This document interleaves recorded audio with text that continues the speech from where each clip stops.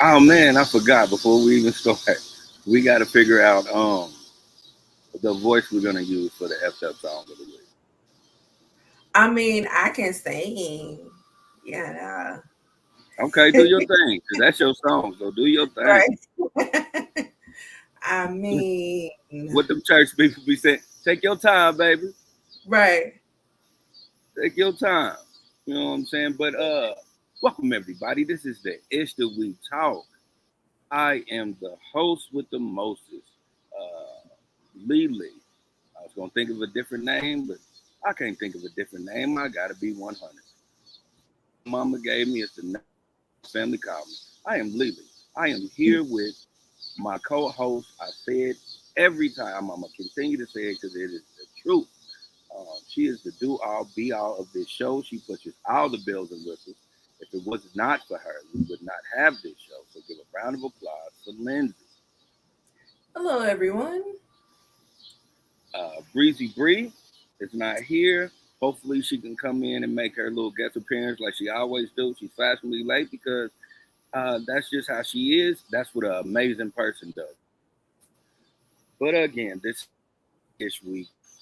I'm glad y'all have came to visit us. Let's get to these pleasantries. You can find us on Apple Podcasts, Amazon Podcasts, Spotify, Stitcher, YouTube, Facebook, Twitter, and Instagram. And if you're on Apple Podcasts, please give us a 5-star so we can continue to give you the ish that we talk. I am outside. I'm outside, y'all. Um, I've been doing my workouts. I've been doing my calisthenics. I've been drinking my ginger water. I've been trying to get all that. Sometimes I take my shoes off and enjoy nature. I am really trying to get into some stuff to like do a natural cleansing. Even though I'm a smoke a lot of weed and I am going to drink. That's just where I'm at in my journey right now, people. And if you don't like it, you can kiss my goddamn ass. It's 2 minutes is over. They can do what? They can kiss my goddamn ass. Oh man. I advise So, everybody to start drinking ginger water, by the way. You can make it yourself and it's good for you. what's it? How is it good for you? Well, the ginger, it helps with inflammation. It opens up your pores. It's good for your immune system. I put a little cilantro in there too because cilantro is good for you. Um, Helps you with mucus and all that, those type of things. So I drink it a lot. My girl tell me I'm gonna turn into a vegetable. I've been really on like juices and like really trying to like cleanse your body. Like for past couple of months, I've had like a real bad event. So I I was sitting in that negative energy, and I'm trying to get up out of that negative energy. Mm. So that helps with your mental. Yeah, I drink my ginger water. I do my workouts. I've been meditating. Like I said, I've been walking around my backyard barefoot. I've been just trying to get uh, positivity from the earth. Mm. Okay. You better than me. I can't walk around barefoot. It's once you do it, because at first I was like, hell nah, I ain't gonna do no shit like that. But like once I start doing it and feeling what it does, because Hmm. our bodies are magnetic, so you get into the whole idea of when you sit your bare feet on the earth, you're getting the magnetic force of the earth into you. So I do that, and then I do my little meditations, and it's hard to meditate because it's hard to not think about anything but breathing. Because you can get into that, and then the next thing you know, something pop in your head about, just whatever, nigga. You'll think about an old episode of Boy Meets World, and you'd be like, "Where the fuck did that even come from?" And now you gotta get yourself back on, like just focusing on your breathing. So Right. meditation is You hard. laughing. People. Yeah. So. I tell people don't. If just sitting there not saying nothing and breathing, if your mind is going, you're not doing it right. You need to just focus on your breathing, like clear it out. Start with 2 minutes, then try to move on from there. Yeah, I can never do that right because I'm focusing on everything else but breathing. And that's the thing, you got to focus on that one. When I was first told that, I was like, I could do this shit easy, man. I could sit and not say nothing for 30 minutes. But what is my mind? Mind is constantly. And that you have to just think about breathing in, out, in, out. You know, we would we just go on the go. We don't even really know how our cycle of breathing is supposed to work. Yeah. Like I said, start off with 2 minutes. If you can't do that, start off with like 30 seconds of just nothing but focusing on your breathing and try to move from there. And how do you feel after you get done? I feel real good. Like Yeah. a lot of times, it's one of them things. Is like once you unpack and focus on that. Like I said, right now I'm not strong enough to do nothing past 2 minutes. But once that alarm goes off and I know my mind was totally shut down for that 2 minutes, I feel good because then everything comes back, and everything comes back with a lot of clarity. Okay. Okay. Yeah, I might try it. I might try it. Yeah. So, you ready to get into these topics? Let's get into these topics. All right. I was on my bullshit ass Kevin Gates rant, but no, that's the truth. Kevin Gates is special. Um, yeah, and he's Yeah. rather annoying. But anywho, He's an acquired taste. his yeah, like his music is cool, but his antics are bigger than his music, and that's not necessarily a good thing. That's the thing. He to me reminds me of the black version of Sting. Like make all these crazy songs, and then when Sting does interviews, Sting's a totally different person. Well, rest in peace to Sting because he passed. Sting died. Yeah, Sting died a long time ago. Sting died, really? Yeah, look it up. He died, but like he was did Kevin Gates be on? That's the same shit he was on. Like semen retention and yoga and stretching and all these things is great for the body. Sting ain't dead. You talking about every step you take? You talking about that Sting, right? Yeah, Roxanne, that dude. He's not dead. Oh, you know what? He show ain't dead. I was thinking about the other guy. Damn, I You was talking putting two and two. about Bowie? Bowie, that's what I was thinking Yeah, about. that's what you I was think putting it them is. two together, but no, Sting. Like, my He's bad, alive. people. That was a lot, and I want to keep it 100. But no, like you could look up Sting interviews and like, yeah, he's definitely on a different level. Yeah. But that's what it reminds me of all the time. I'm like, he's just a fucking black version of Sting. Like Yeah. Sting figured out something that made him feel good, and that's just what he is now. When he makes music, he just taps into a different dimension of who he is. Okay. Yeah. All right. So, um, the first topic was not my topic, but hey, it is what it is. So, so we have this doctor that I believe was in Brazil. Yep. Yeah. So, yeah. So we have this doctor that was in Brazil that has been arrested for sexually assaulting his patients. He was an anesthesiologist, and he only been an anesthesiologist for 2 months. And so they were worried about the amount of medicine that he was using to put people under. So they put cameras in the operating room, and they caught him. They caught him sexually assaulting a woman during her C-section. And I'm not vulgar, so Yeah. she was put completely out, and on one side of the curtain they were doing the C-section. On the other side was just him and the top half of the lady, and yeah, he sexually assaulted her mouth for like 10 minutes on the video. So he's been arrested. I'm assuming they're about to look back and see how many patients he's put under. Because, I mean, when you're under, you don't know what's going on with your body. So you can't be like, oh, he assaulted me. But yeah, that's really fucked up. Um, It's severely fucked up. yeah, yeah, because you're in a process of, bringing a life into this world and you're getting assaulted at the same time. And what type of fucked up individual are you that you will want to assault somebody while they're under? I mean, like, they can't do nothing. Like, you got to be one twisted as individual. It's just nasty and gross. Yeah. What are your thoughts? Honestly, I'm just trying to figure out and what level of life that you have to be in. Now, I understand it's a lot of smart perverts out here. Don't get me wrong.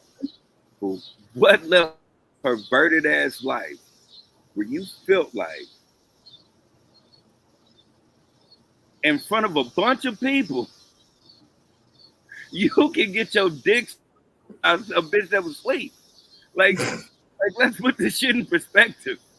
Like, there's people that's performing a whole ass C-section. These these motherfuckers is doing an amazing job. Right, right. And the only thing you can think about is how wet this lady's mouth is. Like, how salivating was this mouth to you? You perverted ass dude where you was like, nigga, not only did you have to have a hard dick, like your dick was hard when you seen her mouth.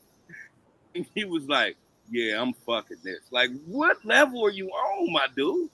And then my whole thing was he couldn't have ejaculated. You know what I'm saying? Because if she woke up with some shit in her mouth,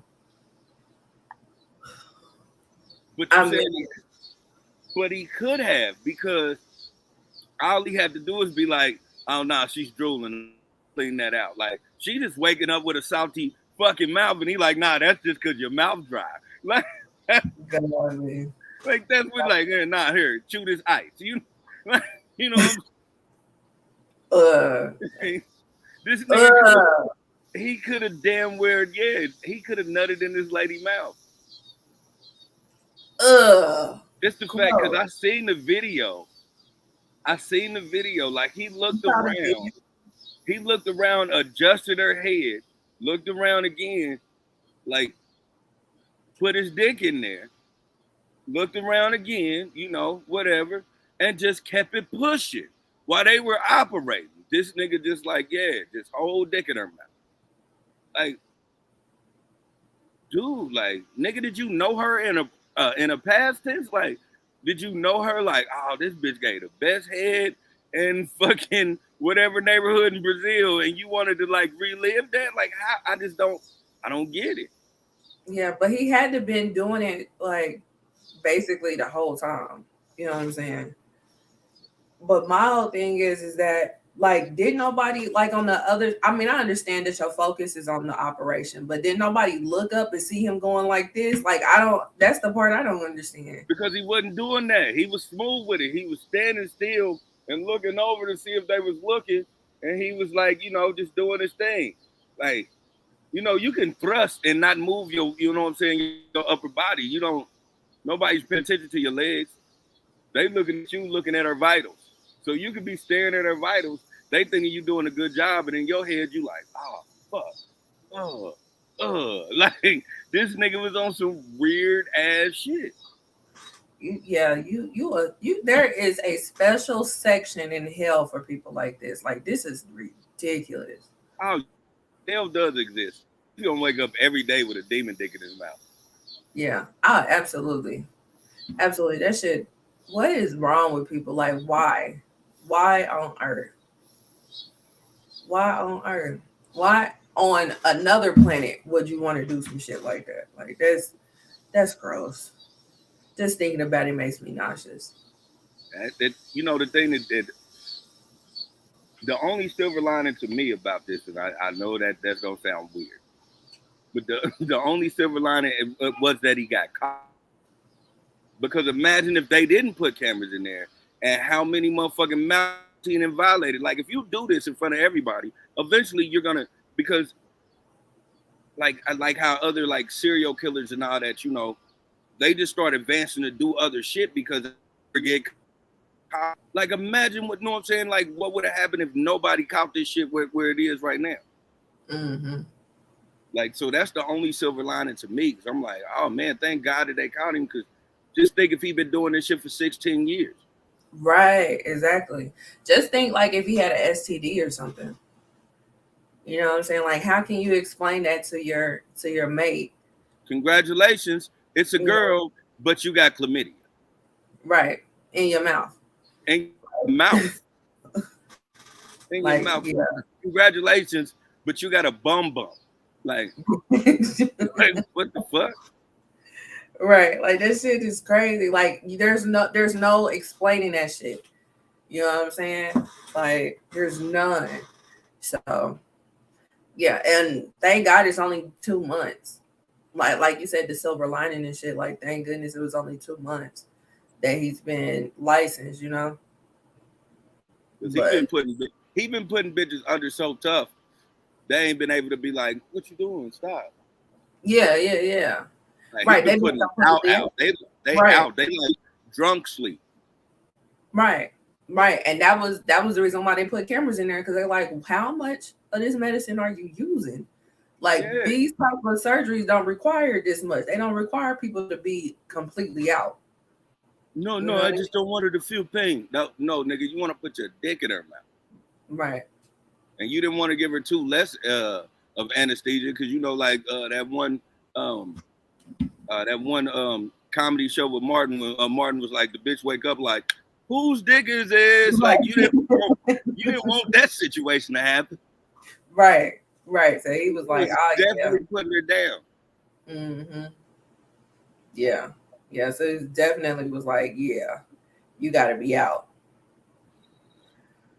Damn, like Bro, it's no way like any sexual deviant like that.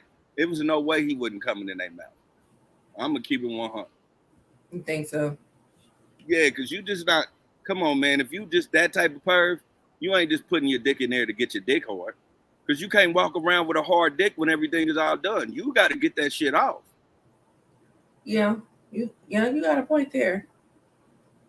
You got a point Like there. he couldn't have just stuck his dick in her mouth and kept going and then was like, okay, cool. They take the curtain off and this nigga dick is coming because he got scrubs on. Nigga, your dick is showing. Yeah. Yeah. So that motherfucker had to release. Gross. That's fucking gross. This bitch waking up talking about, damn, nigga, my throat feel like an ashtray because this nigga smoked cigarettes constant. This nigga done bust cigarette nothing, yo.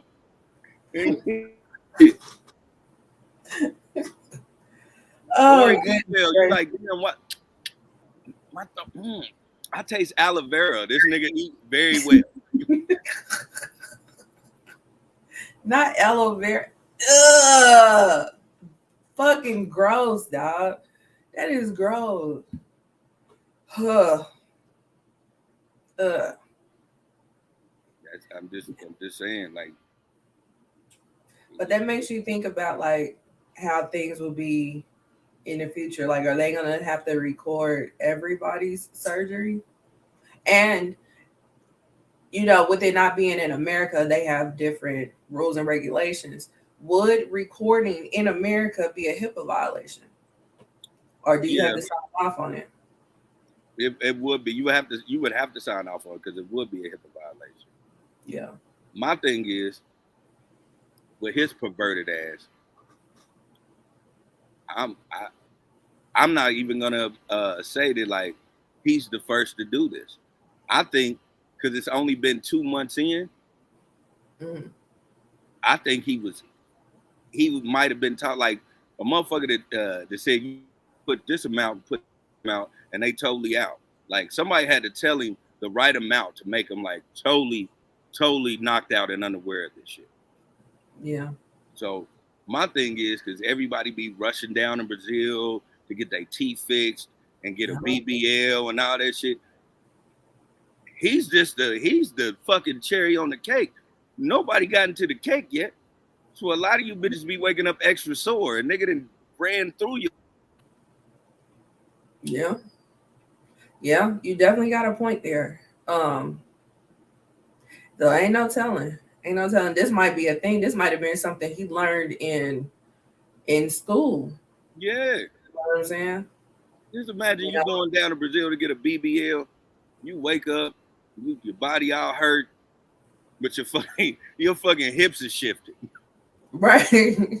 This nigga Right. did, this nigga done rapping dog shit out of you because he done made your body the way he like it. Oh man. Man, just imagine like you wondering why your jaw ain't aligned perfectly. Right. But you You got know? straight ass teeth. Yeah. But when you smile, you still got a crooked smile like J. Cole. Because this nigga done fucked your jaw up. Hell no. Yeah. Oh my goodness, that is terrible. It's terrible. He Yeah. like, yeah, we need to put you to sleep for this. He like, man, motherfucker, like, nah, you just know what I'm saying, just put me to regular anesthesia, I'll be fine. Like, nah, we gotta put you to sleep. Yeah. Yeah. Absolutely not. That's some foolishness. Straight up. You wake up with the back of your tonsils raw as fuck, Mm, mm, mm. with some nice looking ass teeth. Right. So you straight though. Yeah, they And then this straight. is what I heard. Speaking of the teeth, this is what I heard that when you go out of the country to get your teeth done and stuff, you gotta go back out the country if something happens, Yeah, like if you chip it or something like that. So yeah, you might want to go on ahead and pay that extra 1,000 and get that shit done here. that's why I said I don't understand why people do it. Like, if you if you put the cost of the trip plus the surgery, because like I think they do the surgery down there for like maybe 35, $4,000, Hmm. something real cheap. But if you just did it here, it's $8,000. If you get it good. Now, if you Right. get it like immaculate, like that's when they start charging you. That's what a lot of people don't understand. Like, man, if you get it immaculate, like uh, all teeth done, that shit is like $30,000. But if you just want the front done real nice, it's like 8 grand. Just spend the 8 grand. Yeah. Right. Right. Right. And I mean, and then they got ways to pay for it. Like they got finance options and stuff like that. Like you don't have to come up with that whole amount up front. You know what I'm saying? Like there's ways to get around it. Yeah, You know. I've been wanting to get my teeth fixed. I've been looking at it to do, and I'm like, okay, I'll just make payments on the shit. Hmm. I ain't going. I'm definitely not going out of town for a nigga to mouth fuck me. You know what I'm saying? I'm like, that, that Right. Brazil is Let's totally. test these All out. these Let's make doctors sure to they be like, work. yeah, we fix your teeth. I would never go out there no more because I know it's a nigga that put you under and put his dick in your mouth. Right. Right. Like, sure. Let me test these out right quick and make sure they work before I send them back home. Right. Let me open your mouth up. Make sure you ain't tearing a nigga dick up. You know what I'm saying? When they putting their dick in there. Right. Make sure So the yeah, edge is straight. You know. yeah. Don't want to get no scrapes here. Your mouth good. You good. You great. That's because that nigga didn't push that jaw to capacity. Right. Oh man, that shit is trash, yo. That shit Fuck is that trash. shit. That Yeah. that that right there should be what them old people saying that that short story to tell you not to have the long run. Mm-hmm. Like, nah, you don't Right. need that. Keep going out of town, man. Somebody done fucked you in the mouth. That's a lot of niggas walking around this motherfucker with nice ass teeth. Don't even know they got a nigga's kids juggling on their goddamn tonsils right now. Oh man. Huh. And they walking around looking like the donkey from Shrek with them big ass chompers. Right. Motherfucking stupid ass thing. Then when you go to bed and lie down, you get that one TikTok. You hear that kid. Nah. Like, where the fuck is that? Shit's in your mouth, nigga. That shit's in your mouth. You got dead babies in your mouth. Oh my gosh. So moral of the story, don't go out of the country for your surgeries. Yeah. Ever again. In life. Or afterlife. Like, Man. no. Unless you went to that. It's a lot of people that's into that. It's bitches that like to get pissed off. So it might be a girl that like, ooh, I can't wait. Right. Right. Can I get that special? I Right. want it with the special sauce. She going there like, yeah, fix my teeth and close her eyes and do this shit. Like, ma'am, you gotta no, ma'am, you gotta put this wire in your mouth. Oh, my bad. Right. You gotta ask for it with a special code and Right. knock 3 times on the door and shit like that. Like, no, I need that's not on the menu with the extra polish. Right. No problem, we got you. Right. Yeah. Gross. Ugh. Yeah. So yeah. So hopefully they put that man under the jail. Oh yeah. Yeah. And then hopefully that lady sues the fucking hospital and gets like a bunch of money to take care of her kid. Yeah. Right. Right. Because how dare you? You know what I'm saying? Because what if she's this is the thing. You know, I'm stupid. My mind goes down weird rabbit holes. Like, what if she don't even like to suck dick? You know, what if she hated to suck dick and she found out she got mouth fucked by having a baby? Like, the emotional stress on this hoe. You know, the emotional stress by far. Man, she fuck around and have to have counseling for the rest of her life. Right. What if she was saving her mouth for her husband and you just violated her? You violated it. That's fucked up, yo. And you couldn't do nothing. You didn't even know this shit was happening. Nope. Oh my god. You just woke up dry mouth. Super dry mouth. Oh They yeah. tell you, oh yeah, that's what anesthesia do. Right. Nah, That's a symptom. That's what dick do. When they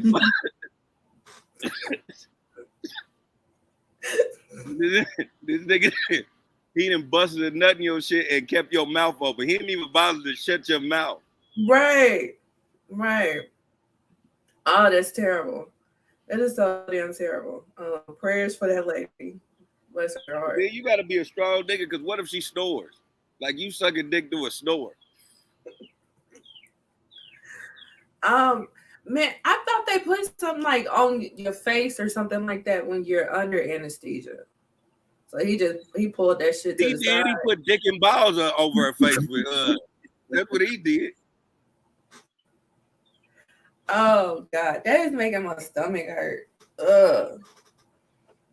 Bless her heart. But you know, when they put you down, and you know what I'm saying, any doctor, when they put you down, like if you get into a deep sleep like that, yeah, some people snore. Yeah. Like if you know that person, like my girl, for example, she don't snore at all. She's not a snorer.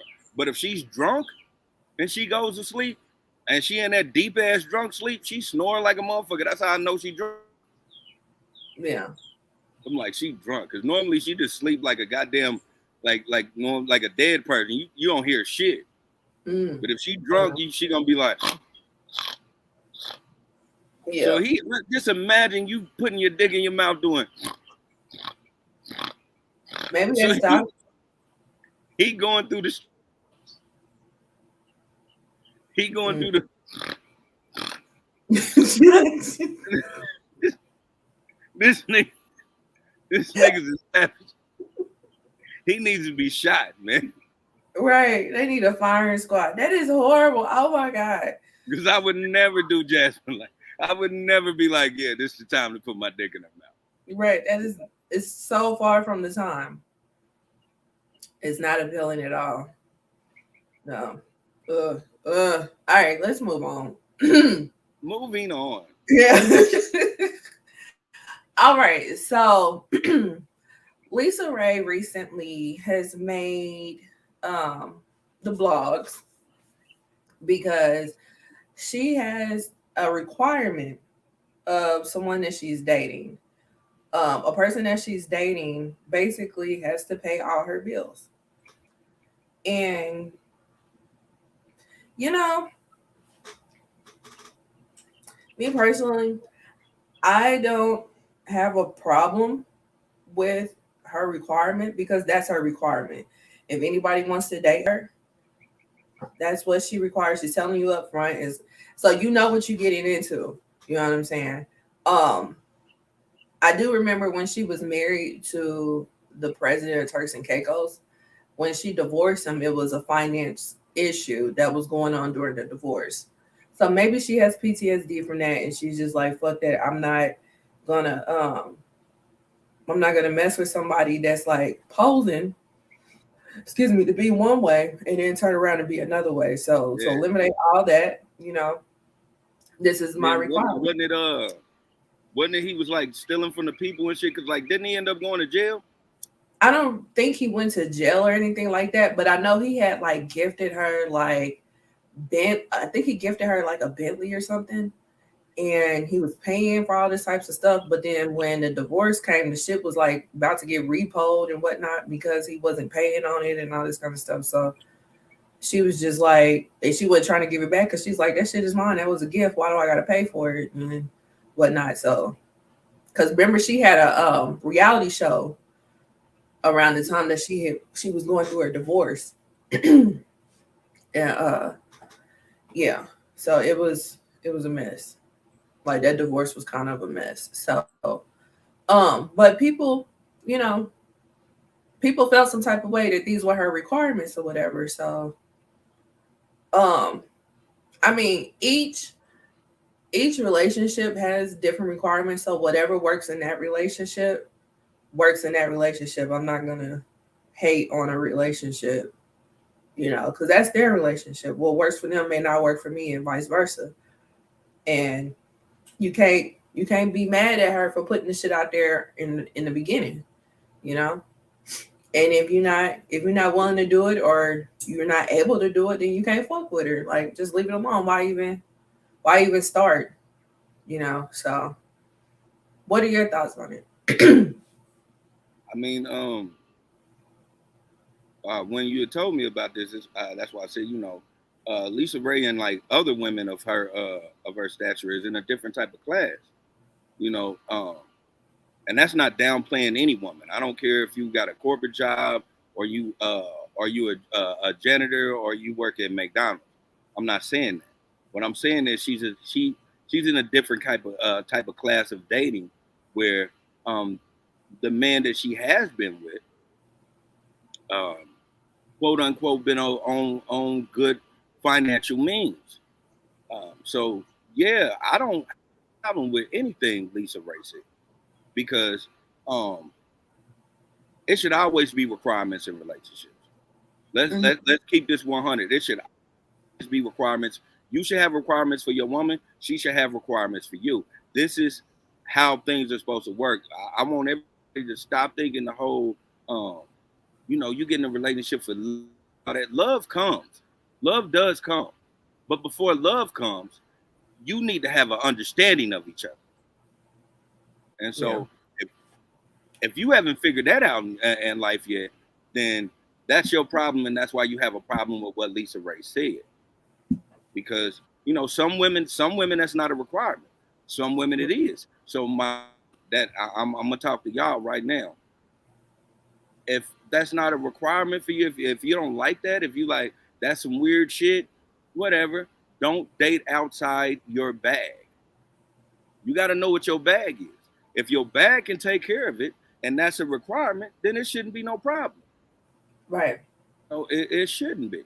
Now, if your bag it can't do it, then you don't date that woman. Like you hopefully your mouthpiece is good enough you can just fucking keep it moving. You can't date her Yeah. because I mean I can, for a fact I done been there done that. I done messed with some bitches that had some bread, but I wasn't gonna take care of that. I in the means to take care of you. But hey, I talk a good enough game. I might suck out of this and just keep it pushing. And I'll congratulate and I'll be at your wedding happy for you because I know that nigga can do what you want him to do. I Right. can't do it. Be throwing the rice with the best of them. I sure will. I sure will. I ain't gonna have no problem.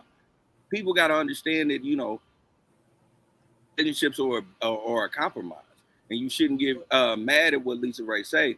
The people that are up in the uproar about what Lisa Ray says because they don't have the means to do it.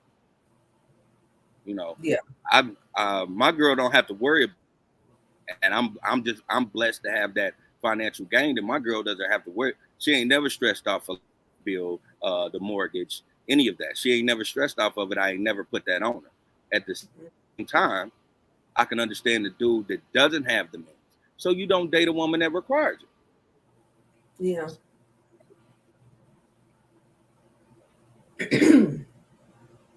Yeah. Yeah. I mean, that's basically what I said. We're in agreement on that. You know. Um I just feel like people like really should just date within their income. Like if that's something that they can't do, that's fine. We just can't date her. You know what I'm saying? And you don't want to get a year down the line and then figure out, oh, this bitch is basically trying to scam me. You know what I'm saying?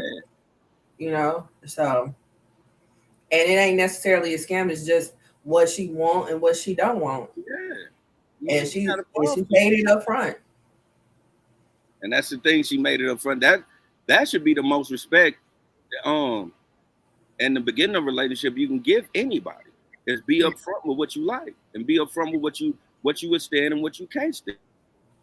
Yeah, Like she gives that. Like you should think of that. That's the utmost respect. She ain't even lied to you. She ain't even because men and women lie to you. A nigga lie to you all the time in the beginning of a relationship. Oh baby, don't worry about it. I got it. I got it. It's stinging that nigga every time. And then yeah. all of a sudden he blow up and he blame it on you. Bitch, you didn't, cause I be doing this shit for you. Nigga, that ain't her fault. You should have been said you ain't got it. And see, that's the problem. Like, cause it, which I've been saying for years, it costs a lot to date. You know what I'm saying?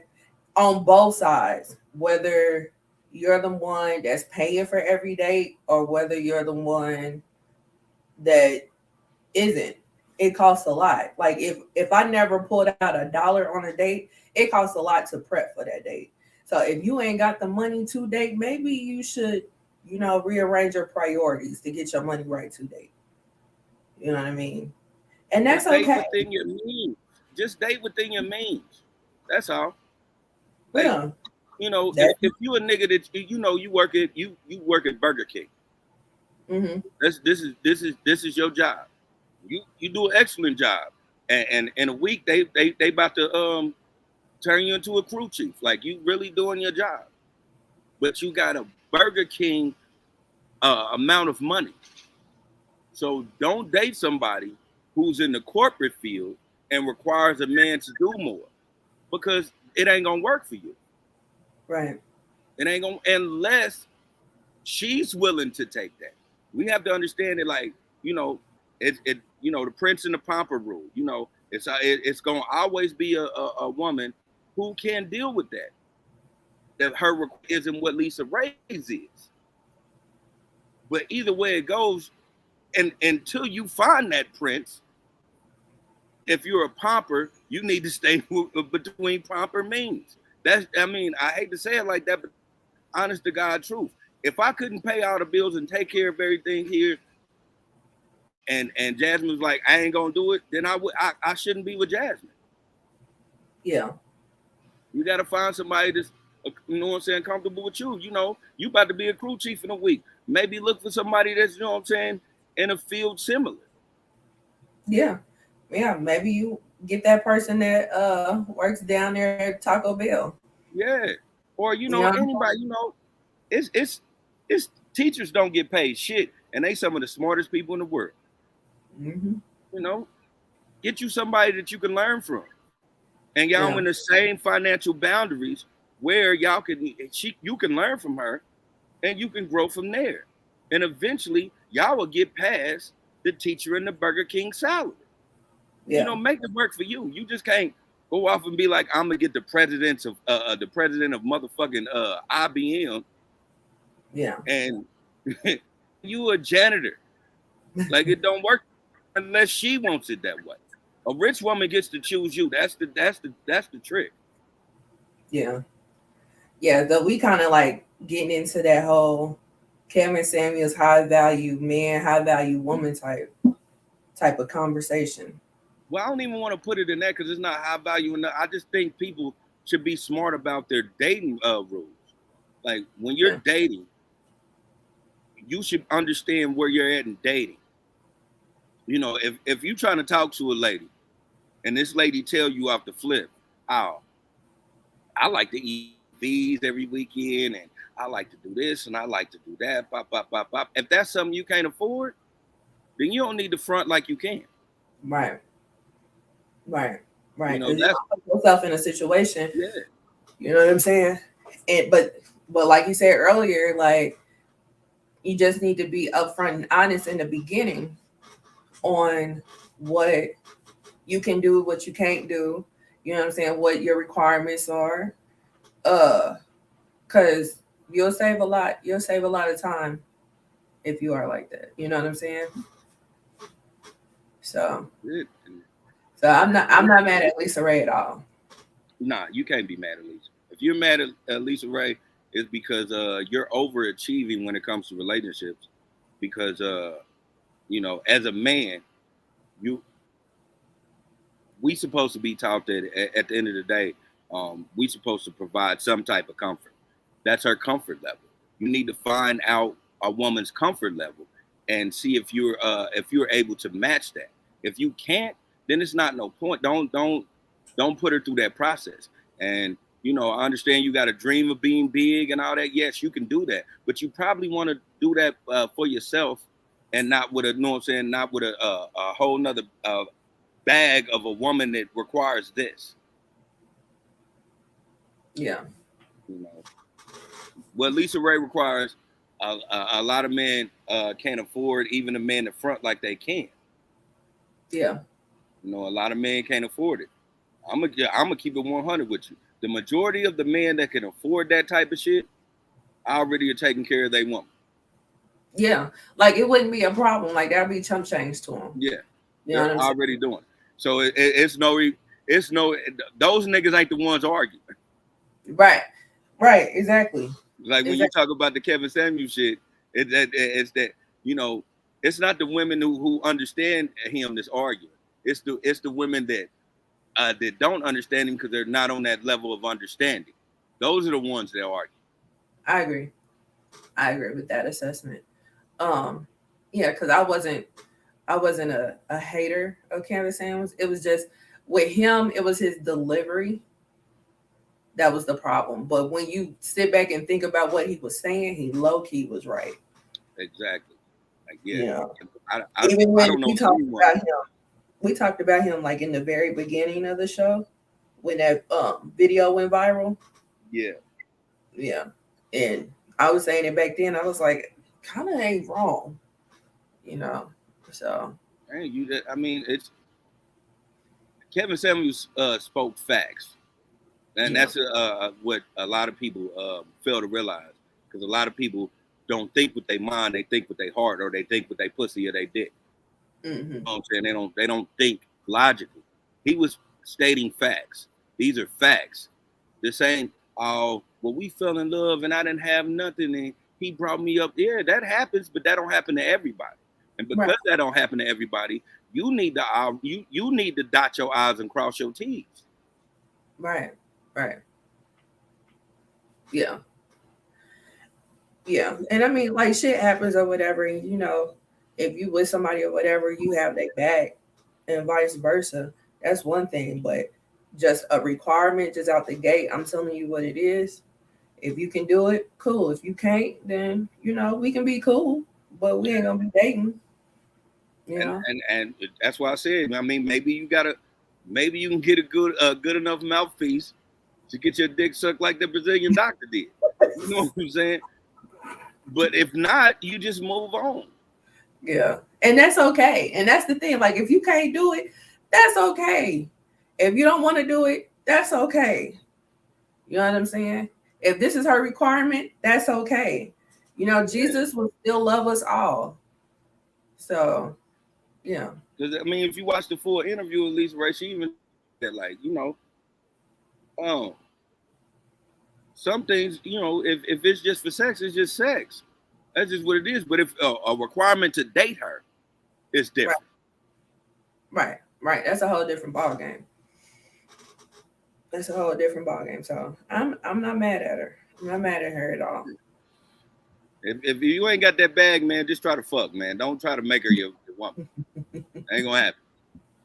Now, if she Yeah. won't fuck and you happen to have the right game, you might be at the right place at the right time. Yeah. Yeah. Yeah. So so that's Lisa Ray. So I can say that we are in agreements with Lisa Ray. Totally in agreement. Yeah. See, this So, uh-huh. I was about to say this ain't a lady that her whole life she dated janitors and niggas that work at T-Mobile. This lady then dated some niggas with money. Right. Her We made requirement it our whole president. Right. is way better than the lady who is a secretary in the middle of a fucking law firm. Her requirements are different. Right. Right. Exactly. Exactly.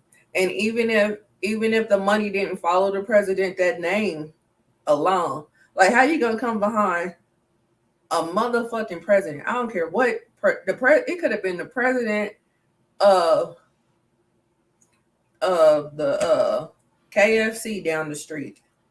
That's a president though. You know what I'm saying? Like, it's hard to follow behind a president.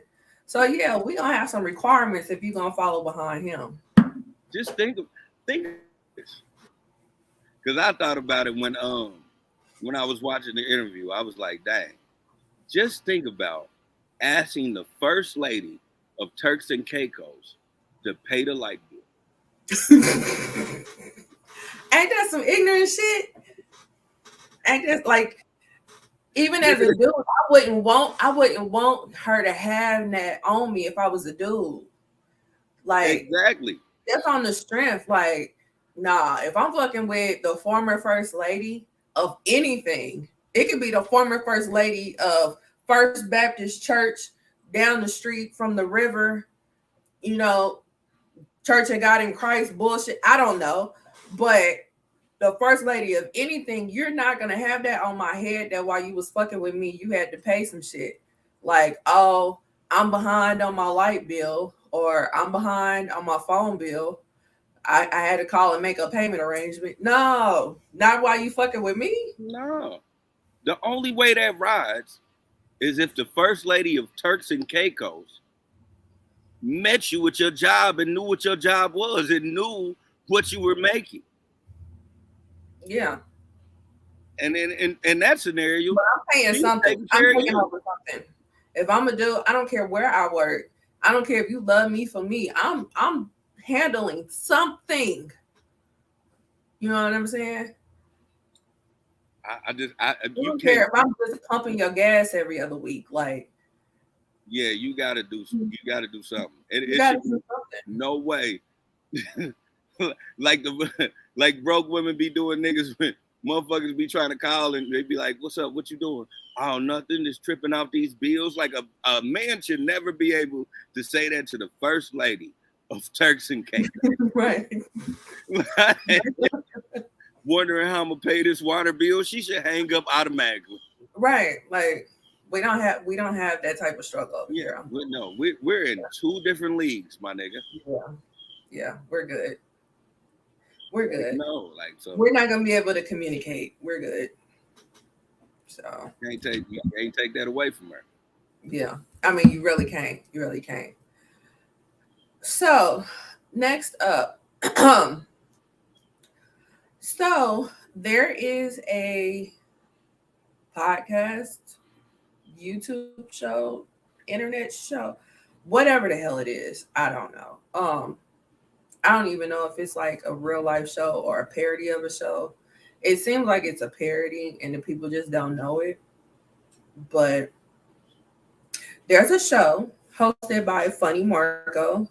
Um, Shout out to him because he's from Kansas City, Kansas. He's from the other Shout out to side. Marco. Yeah. So he hosts this show where he interviews famous people, famous, semi-famous, formerly famous people.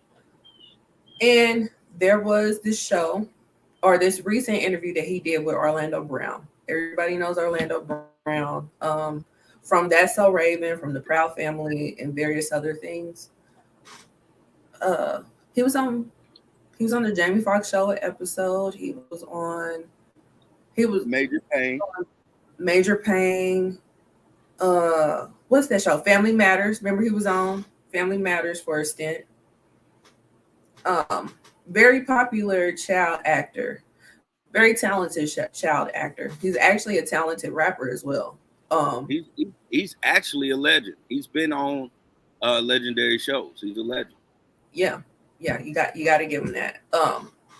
So yeah, so he did an interview with him recently aired, and in the interview, um, it's kind of controversial because some people are saying that he went too far with the interview. Some people, are thinking that it was funny or whatever. But in the interview, they went over several things, and then there was things that came out as well. One thing that went viral, stupid viral, was when, um, which this was unprovoked. He said that Bow Wow had good pussy. I It was completely random, but yeah, he said that Bow Wow had good pussy. Then that clip, of course, went viral, and Bow Wow commented on the clip, which caused Orlando Brown to reply and basically double down on him saying it because a lot of people, including myself, was like, maybe he meant, nah, he meant that shit. So, first off, did you watch the video in its entirety, the interview in its entirety? Yes, I did. Yes, I did. Do It was. you feel like Funny Marco went too far? I do not. I feel like Funny Marco for his brand of comedy. His brand of comedy is offbeat. Um, and it's an acquired comedy. It's an It acquired is thing. very acquired. You are But absolutely correct. I will say, Funny Marco's comedy works out because of the type of responses he gets from people. Hmm. And we dealing with Orlando Brown here. Like, so let's not forget who we know. Like, we could talk all the accolades about what he did as a child actor. I'm gonna talk about Orlando Brown as a grown motherfucking man who has put his foot in his mouth so many motherfucking times. His his breath smells like Jordans. Like, this is what this nigga does. Smells like the 11s he had on in the interview. Yeah. Man, I ain't even gonna talk about how he tied them motherfuckers. This was totally disrespectful. But we gonna get off that. Listen, Yeah. um, the thing about it is when Orlando, because Orlando's not stupid. Orlando is he's a little off, but he's not a dummy. When he realized what this conversation was about, he totally made it for the views. Oh yeah. So the fact about it is, when he said what he said about Bow Wow, of course he's gonna double down on it. You know why? Because that gets him popping, that gets his music popping, that gets him somewhere, and that gets him another bag. You know, we could talk about Orlando Brown, about drug use and how he didn't fell out the limelight and all this all extra shit, but if you watch that interview, that nigga pulled up in a nice looking vet. That nigga had on a nice looking fit, although he had those shoes tied up very wrong. You don't do your 11s like that, man. You're very disrespectful. But Mad disrespectful. uh, he ain't hurting for shit, and he's gonna look for a bag. Yeah. And that was a bag for him to be like, because he already seen how this shit was shifting. And he was laughing. He was like, "Oh, okay, this is what these niggas are." So he played into it. They're like, "Yeah, I'm gonna double down on it." Like, come on, man, whatever. Because if I say a nigga got some good pussy, and his response is, "I thought we were supposed to be doing this and doing that and doing that," I'm like, "Oh, this nigga's scary. This is a scary ass nigga." So I'm gonna keep playing with this nigga. I ain't gonna lie, I'm petty that way. I'm gonna keep playing with a nigga. Because if if I was Bow Wow and Orlando said that shit, I get right on live and be like, "Hey man, you know what?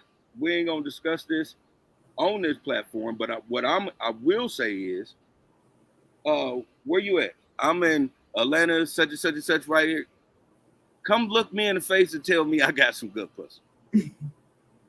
You know, honestly, I wouldn't even reply. Like, I would have paid that shit dust. I wouldn't even gave it no life. Because we all know that Orlando Brown got his issues or whatever, and don't nobody be really paying him no mind on what come out of his mouth. So for him to reply to it, it was like you're breathing life into this comment. You're making it even more viral than what it was. And that's what I'm saying. Like, because I didn't hear about it. What Bow Wow's gonna do. Bow Wow's gonna speak. Now me, like I said, if I was Bow Wow, I'm just mentality.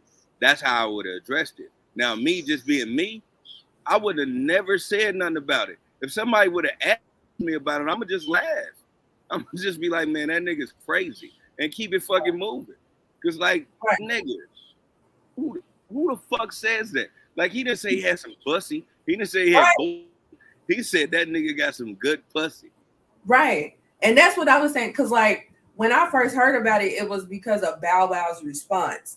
So I probably wouldn't have even heard about it had it not been for Bow Wow responding.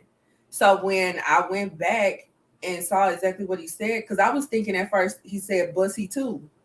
Because I'm like, that's the only thing that would make sense. But no, this motherfucker said pussy. And it's like, okay, if you're saying, like, are you getting him confused with Little Mama? I see the internet going crazy over there. Like, this is the Bow Wow, man. Yeah. And then they also brought up, because remember, Aaron Hernandez' fiance looks like Bow Wow. Yeah. So some people was like, this is who he meant. But then when he doubled down, it was like, all right, nigga, like, this ain't, no, you meant Bow Wow. But this is the thing. I agree with you. Like, I think after he saw that this shit was not what he thought going in, he was like, all right, y'all want to play, let's play. Yeah, that's all he was doing. Like, yeah, there ain't no issue. Everybody, man, come on, man. Bow Wow got kids, so we know this nigga ain't got a. You know what I'm saying? Like, let's just keep it real. The whole thing in a nutshell is this right here got everybody talking about Orlando. Yeah. It got him more views. It got Funny Marco.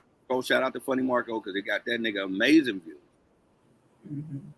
And at the same time, we know it's a bunch of bullshit. So nobody's taking it seriously. Like, not one person. Nobody's taking it seriously. Not one person. Like, nobody. Come on, man. Everybody has seen my Instagrams, and my Facebook rants about this. I just said the other day, like, fuck being her piece. She ain't got Bow Wow pussy. It's a fucking joke. It's a motherfucking joke. Oh man. Like, yeah, just let it be a joke and let it right. My thing is this. But you can't joke with Bow Wow. That's the problem. You can't joke with Bow Wow. Yeah, and that's the thing, because first of all, Bow Wow's the king of cap. Let's clear the air. Bow Wow's the king of cap. So this is why I think this is amazing, because this nigga be capping all the time. For a nigga to cap on him, it to me it's like the cherry on top. Like it's like, yeah, nigga, stop lying because this is the shit that can happen to you. Right. You know, so I love the joke. And my thing is the thing that really bothers me. You know what that nigga Peter Griffin say? What really grinds my gears? What grinds my gears is a man could say, "You got some good pussy," and your response is saying, "I didn't know legends talk to each other." Like, how you big up a nigga that tells you got some good pussy? I would big him up. Like I said, if I was Bow Wow and I had Bow Wow's mentality, I'm not bigging you up. I'm gonna get on there and be like, hey man, fuck nigga, you can find me at such and such and such. I'm here tonight. Matter of fact, you be in Cali, okay, cool. I'm in Cali Wednesday, nigga. Show up. Like if I'm be on Bow Wow's terms. Now on my terms, if the nigga would have said Lily got some good ass pussy, I'm just going to California. I'm finding out where he at, and I'm gonna sit at the table and I'm gonna be like, now say that shit in my face. Right. Tell me in my face that I got some good ass pussy. Like that's because if you do it in my face, then that gives me every reason to slap you with these motherfucking dicks I got his hands. Like, that's just what it is. They mess around and redo that song. Now that would be a flex if Orlando redid Bomb Ass Pussy. Ooh, you know what? I ain't even gonna lie. Because Orlando Brown can spit. Yeah. I ain't even gonna lie. Man, he's very talented. Making Bomb Ass Pussy would be crazy. He got to remake that song. That's like a no-brainer. I ain't gonna lie, that nigga, all jokes aside, man, Orlando Brown, he's really talented. Yeah. But some people took offense to it because, he's actually been on the straight and narrow. He got clean. He got a family now. He's doing Christian rap. So some people took offense because they exploited him while he's on his journey, of sobriety. But I get it, but I also know that when he seen what the move was in the room, because if you watch the whole interview, he was off the whole time. Yeah. Right. Once I ain't gonna say the whole time, but once he realized it was some bull, like when he walked in and seen Funny Marco in this bullshit, that's when he was really looking like, this is what y'all doing? Right. He was blowing into his mic. Apprehensive. Yeah, he was blowing into his mic to see if somebody said something. And as soon as they said some weird shit, he was like, "Oh, okay, this is what this about to be. This is actually being recorded." All right. Yeah. Okay, so I'm just about to be on some silly shit because y'all want some silly shit. He laughed the whole fucking time. Yeah. He did.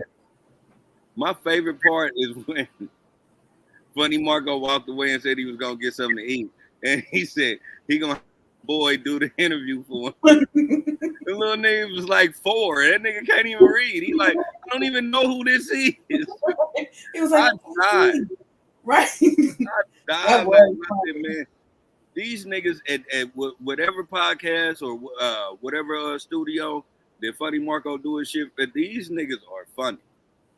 Yeah.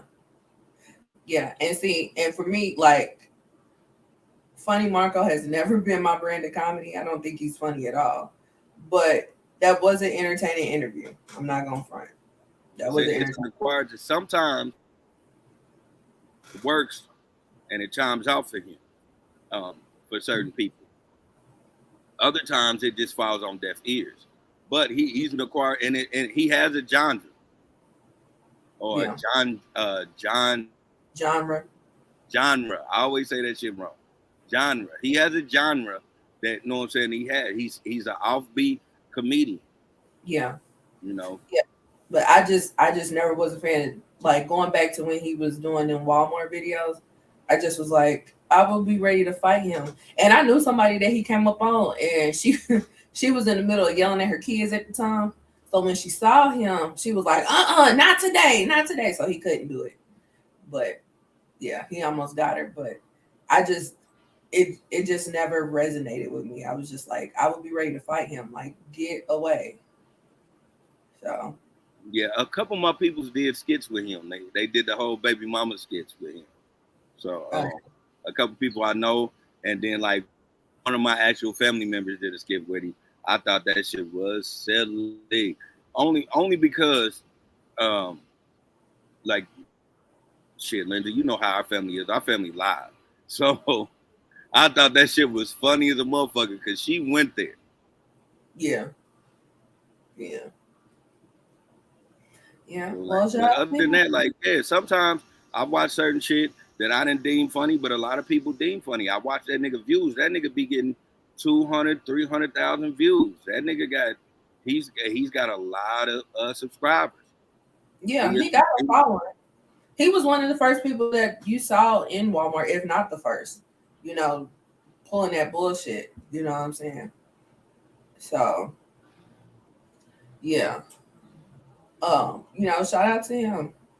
It's not my taste, but I ain't hating on the brother. Like, you know, kudos to him.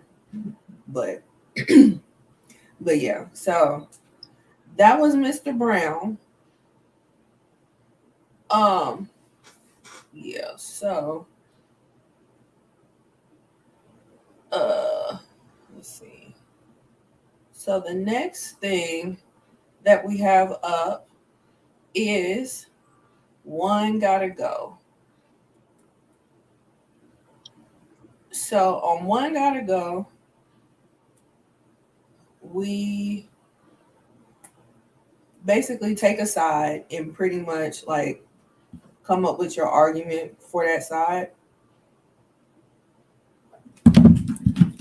So let's see.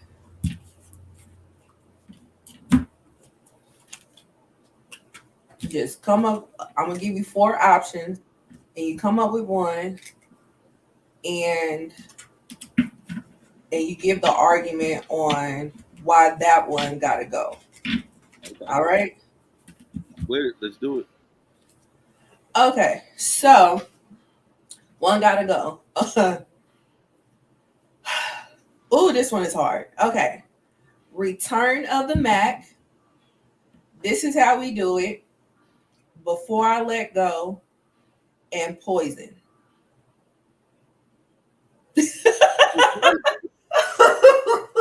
One gotta go. One gotta go. I said it was hard. Okay, so first, let me say this: Return of the Mac will never, ever, ever, ever, ever, ever, ever, ever, ever, forever, ever, forever, ever get ever turned off. Like that's forever there. Like that is Yeah. cemented in my young mind. Yeah. Ah, shit. This is how we do it. Who else you say? Return of the Mac. This is how we do it. Before I let go, poison. Poison is also up there as a diamond black. All Before I right. let it would have if I gotta do it, it's before I let go. Wait, hold on. Time out. Because I'm about to go live on this. Yeah, go live on this. Yeah.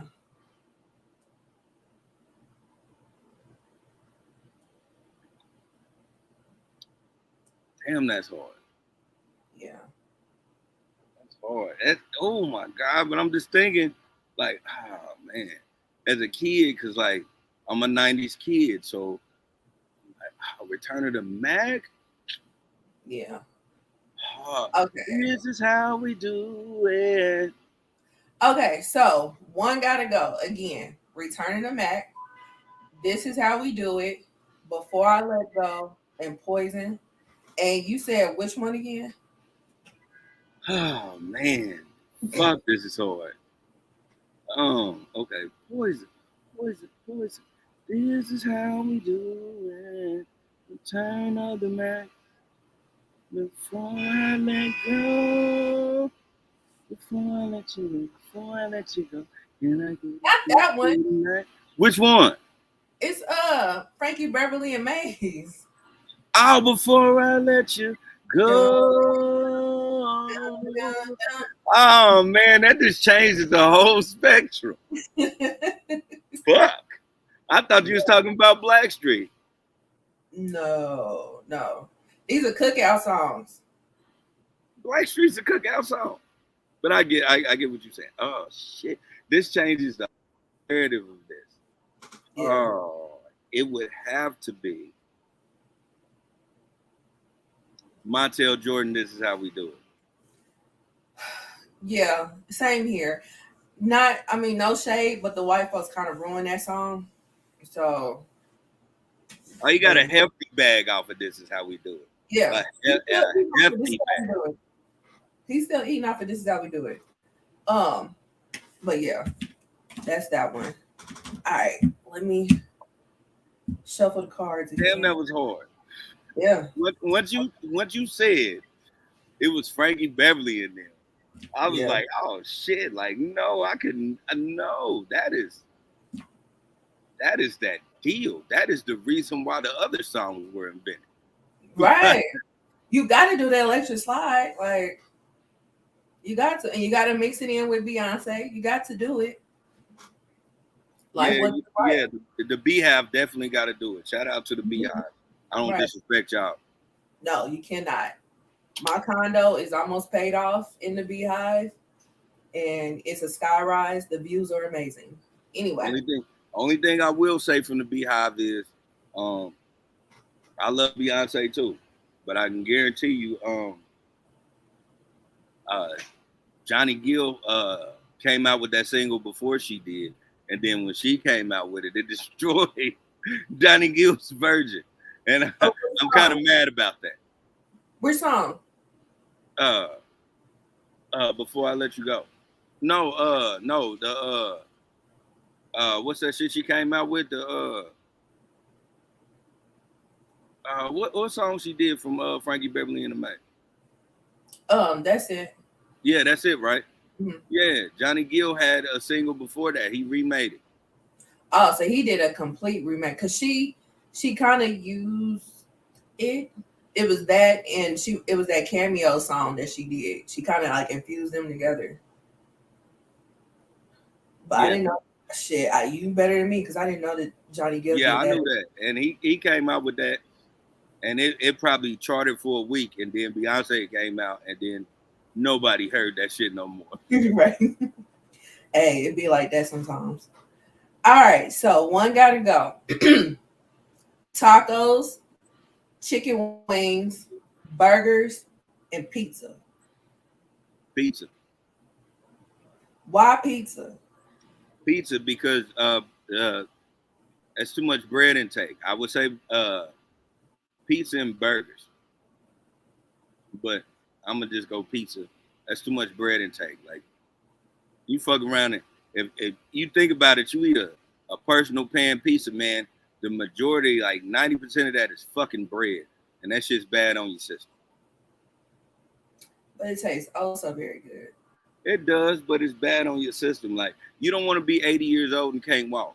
And you do that when you just eat a bunch of fucking bad shit all your life. Hmm. Okay. Um, this one is hard, but I would have to go with tacos. Just regular tacos. I can get rid of like as long as we can have like taco salad, then I'm cool with not having tacos. But if you eliminate tacos, there's no more tacos out. Well, that ain't the rules. The rule is just tacos. But the rule is tacos, right? So tacos have a whole line. They got a lane that they in. Tacos. With tacos, it's taco salad. So if you fuck with taco salad, then you fuck with rotel. If you fuck with rotel, then you fuck with cheese and dip. Like like you gotta. It's a whole lot. You gotta eliminate all that shit. Okay, then I gotta keep tacos. Then if we doing all that, Exactly. You gotta keep. ugh, I gotta Yeah. keep pizza. uh, I have a love hate relationship with burgers, so I'll get rid of burgers. Okay. It was 1 and 2 for me. It was either pizza or burgers, but you can do a lettuce wrap on a burger and you'll be fine. So Yeah. Okay, so the next one gotta go. This one is really hard. Kobe Bryant, LeBron James, Michael Jordan, Magic Johnson. man, come on, dog. This one is hard. Kobe Bryant, LeBron James, Michael Jordan, Magic Irvin Johnson. Yeah, I can't choose. I don't. I've not live like in person, but I've actually seen all these people play on TV. Like, I didn't watch Magic Johnson in his prime, but I did watch him on the Dream Team, and I thought he was amazing. And I thought he was amazing that he came and played ball having HIV. yeah, Like that was that moved that moved the whole unit of a generation to not be afraid of people with illness. Like you didn't have to stay away. Like I just Magic Irvin is highest thing. yeah. Uh, even though I don't think he really had HIV, I think that was just for the people. You know, my mom has that theory. She has a theory about that. She Yeah, said that they needed somebody that was like a huge name to kind of put like a face on it. I And believe so, that too. yeah, and so he was chosen. I believe that too, and I believe that I believe, even though I believe that, and if it is true, he's still a strong ass man to be able to say, okay, I will do this to strengthen y'all, to make y'all um to make people with that illness not get shunned like back in the day when they was like locking motherfuckers in closets, bubonic plague. Right, So you right. know, either way it goes, because I know I have a theory for it, but I believe he opened doors for the future to happen. So Yeah, he's iconic. Um, you can't say anything wrong about Michael Jordan. I've seen Michael Jordan uh, do some amazing shit. yeah, I've seen Kobe Bryant. Kobe Bryant's my favorite player, by the way, because he's he's my generation. Michael Jordan is the generation behind me, but I still got to watch him play. Kobe, I got to grow up with Kobe, right. so Kobe's my favorite player ever. Um, and LeBron James, I've seen LeBron James take this generation so far in athletics, where he's so dope. He's gonna be able to play with his son. Yeah, that's true. Oh man, this is hard as hell. I can't choose. I cannot. I love all four of those dudes, man. Yeah, I can't choose. I'm not even. One got to go. Shit, it'll be me. I go for these four niggas, you'll though. go before them. They made so many contributions in this world than I did. You got to think. Yeah, Kobe made it cool to be a girl dad. he did. He did. On top of being a phenomenal player, his daughter was a phenomenal player. His daughter was, she was so good that they said she could actually play in the real NBA if she kept her game the way her game was. She was dominating women. She Right, was controlling. She was, and no diss to every woman in the WNBA. But this little girl was so good, they said she could actually play with the dudes. Mm-hmm. Like y'all Yeah. got that when y'all was little too. Everybody in the WNBA, but I feel like because Kobe was her dad, and if they would have actually got to live their life, we would have seen that. We would have actually seen Oh, a yeah. woman in the NBA. Absolutely. Absolutely. Like just imagine Kobe is one of the greats and he's your dad. Like that's free in-house coaching. And you're wanting to be coached. You know what I'm saying? Like it's something different if you don't want it. If you're talented and don't want it, that's something totally different than when you're talented and want it. It was literally ball is life with her. That was You know what I'm it. saying? She was an amazing player. Yeah. Yeah. Like So, so, I can't remove any of them. Like and okay, all right, I gotta remove one. Fuck. I'll go first because I know Okay, who I am. This is gonna be controversial, but I gotta do it. I mean, it's gonna be LeBron for me because, like you said, I grew up on all the others. You know what I'm saying? Like Magic was the generation before us, but we were not too young to know the impact that he put on the league in the short yeah, amount of time that he did play in the league. You know what I'm saying? Like his impact yeah, was humongous. And on top of that, the whole AIDS thing, and on top of that, the whole entrepreneurship of it all. You know what I'm saying? Like he made that shit humongous. Like he was, I mean, I wouldn't say he was the first to do it, but he was the first to pretty much recognize the community for which he targeted. You know what I'm saying? Because like those Johnson theaters weren't in the swanky neighborhoods; they were in the neighborhoods that needed outlets like that. You know what I'm yeah. saying? And they were great theaters. I don't know if it's a Magic, shout have. out to Magic because Magic Johnson is hiding his bag. Magic Ah, Johnson is worth way more than $1 billion. I'm gonna keep it yeah, 100. yeah, But that's you just know, like he they grew up say in a with Shaq. yeah, They he say grew up Shaq in is born the league like, where they had offshore accounts, so he yeah, can't count that money. That right, nigga's well over $1 billion. yeah.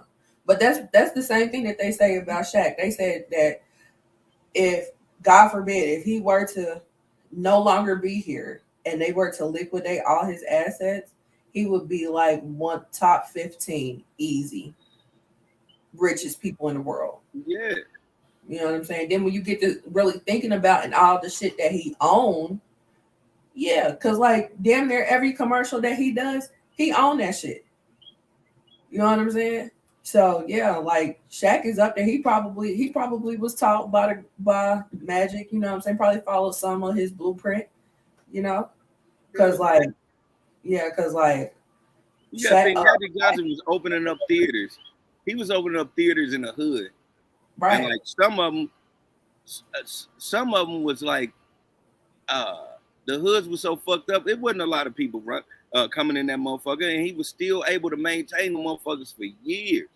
Yeah, and they were nice theaters. Like I went to the one in Atlanta when I lived there, and that was a really nice theater. Now I don't know what they're doing now or whatever because we never had one in Kansas City, and the pandemic hit, and a lot of theaters period closed. So I don't know too much of what they're doing now, but at one time it was a big deal. If I'm not mistaken, I think he sold a lot of them to AMC. So he got a bag out of that shit. Yeah, yeah. Not to mention other stuff that he got his hand in too. Like he definitely liquidated his assets. You know what I'm saying? Or not liquidated, diversified his portfolio. He definitely diversified. Yeah. Listen, anytime a man has you know, because Magic Johnson's son was the first son of an NBA player to come out, you know, as gay. Anytime you got a son that can walk around anywhere he wants to, how he wants to, and not be touched, oh, it's money back in that. Because he was Oh, doing it when nobody was doing it. yeah. He was everywhere in a sheer shirt and some fucking leggings, and not nobody said nothing to him in the middle of Compton. Oh, yeah. Right. He's good in every hood. Exactly. It takes money to be the type of person. Magic Johnson's son is, and still be untouchable. Mm-hmm. Yeah. Yeah. So, yeah, I just don't have the nostalgia for LeBron. Like, I understand he's a great player. I understand that he has contributed a lot to the community, to well everybody as a whole. You know what I'm saying? Um, but and I do enjoy some of his projects. Like I didn't mind the Space Jam. I liked the shop. I liked him in what was that Train Wet Wreck? Yeah, Amy Schumer. Yeah, I liked him in that the most. Way I liked him way better in that than I did in Space Jam. But I don't have that feeling for LeBron that I do for the others. So it's LeBron for me. Um, I can't give up LeBron because LeBron was born in what 84, 85. yeah, I was born in 83. I gotta respect him. He's my he's my generation, and I've seen what he did for the generation under us. Like this nigga, um, he wasn't Michael Jordan, where he literally did this shut up and play ball. He actually has a word, and he says it to make other people aware of what's going on around him. yeah, Also, he's built a school. Uh, Also, this is his regiment of being prepared to play ball with his son. I like. I think a lot of people discredit LeBron because LeBron is he's who he is and he knows who he is. He doesn't stray from it, but he will talk on shit that most athletes wouldn't talk about. Like you right, couldn't get Jordan to talk about black on black crime. right. But this is the thing though, because I get it. Don't get me wrong, I get it. You do look at celebrities and athletes for more than their what they're here for, and so they feel like in some way that they are obligated to do more than what they came for.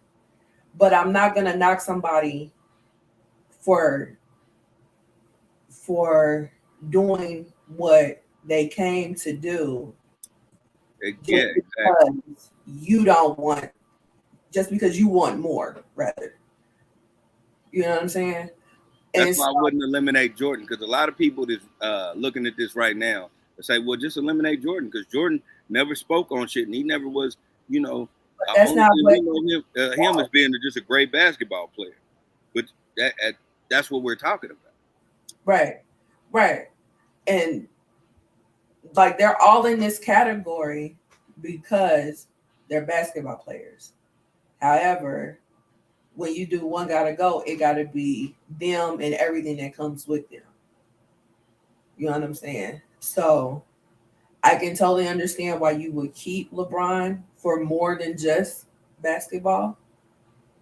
And if you were to pick Jordan and it be for other reasons besides basketball, I will understand that as well. However, I personally am not gonna knock Jordan for coming to do what he wanted to do.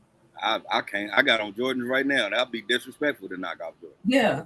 Like Jordan's impact on the world, you know what I'm saying, is ridiculous. Just on the shoe game alone. Like when you honestly think about it, that's wild that he is literally out here selling the same shoes for Exactly. 30 plus years. For And we are still buying the shoes like we ain't never had a pair. We will buy them in every colorway and we will sit up and wait for them to go on sale. We will stand in line for them to go on sale. We will shut down websites for when they go on sale. We will like people was robbing and killing, you know what I'm saying, for the latest ones. remember And the trend where niggas was buying the Jordans and licking them motherfuckers? Yeah, I never understood that. I asked and nobody could give me a clear answer. Like I I I remember, never even had. I just always thought that was some weird shit. Like niggas would yeah, literally buy the Jordan fresh out the box and and lick the sole. lick this up. I remember the first person I saw do that shit was Fat Joe.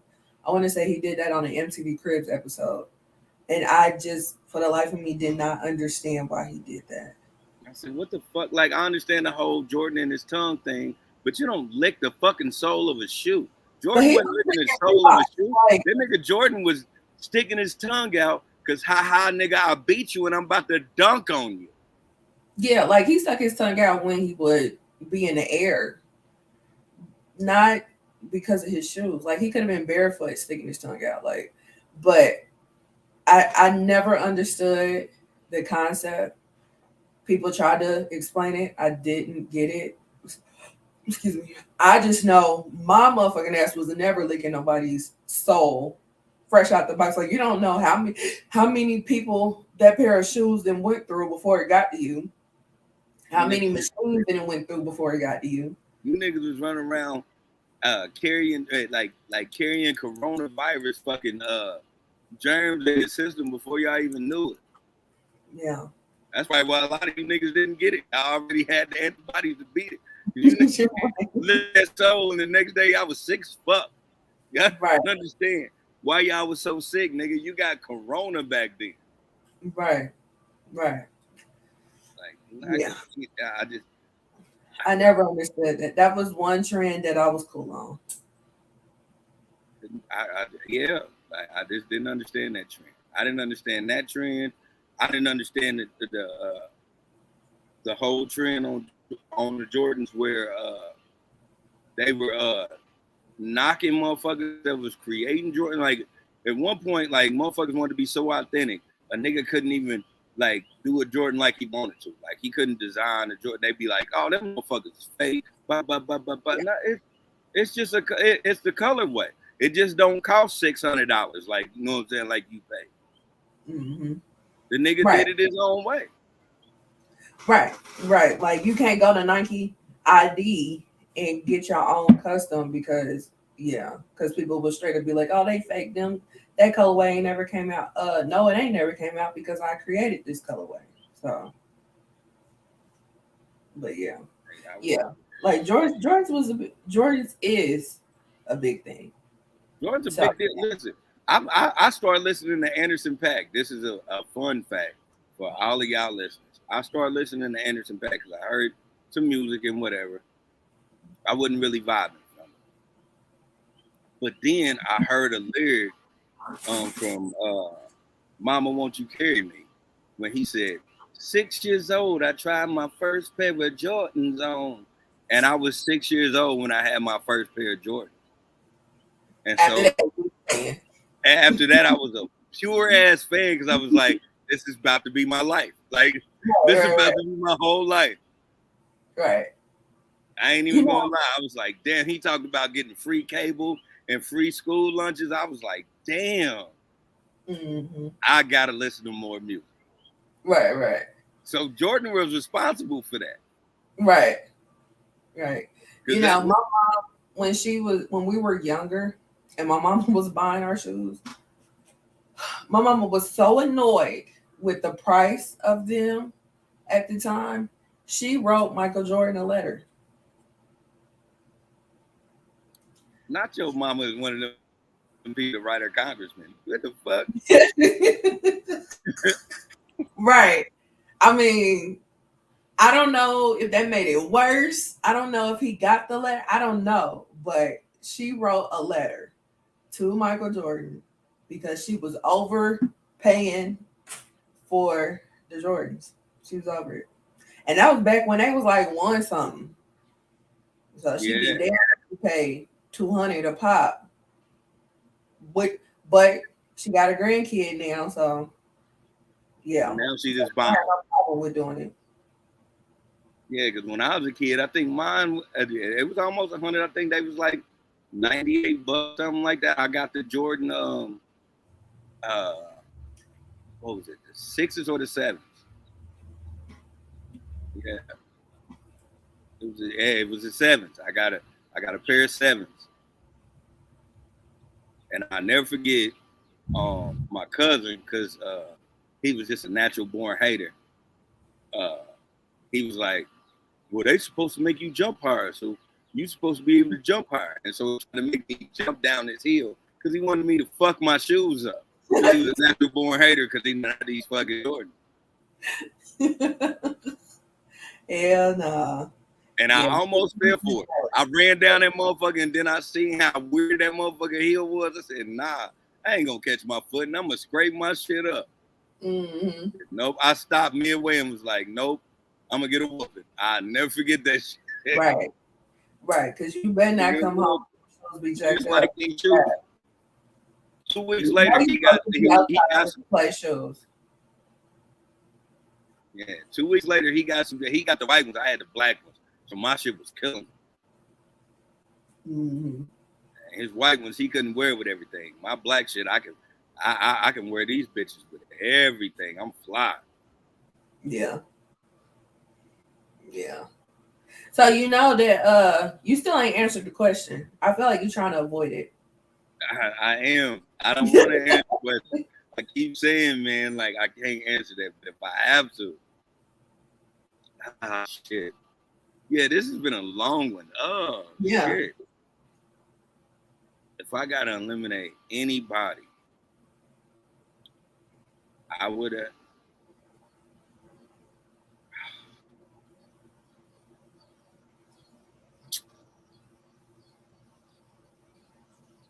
It would have to be, if we're dealing with strictly basketball, it'd have to be LeBron because everybody you mentioned was a champion. And they were champions because they knew how to hold a structure. Magic Johnson was a champion because he made the legends around him superior. Because he had legends. You got to think, he had the Kareem Abdul-Jabbars. Mm-hmm. He had the not the Joe Dumars. He had damn, what was my dude's name? I had it, but I lost it.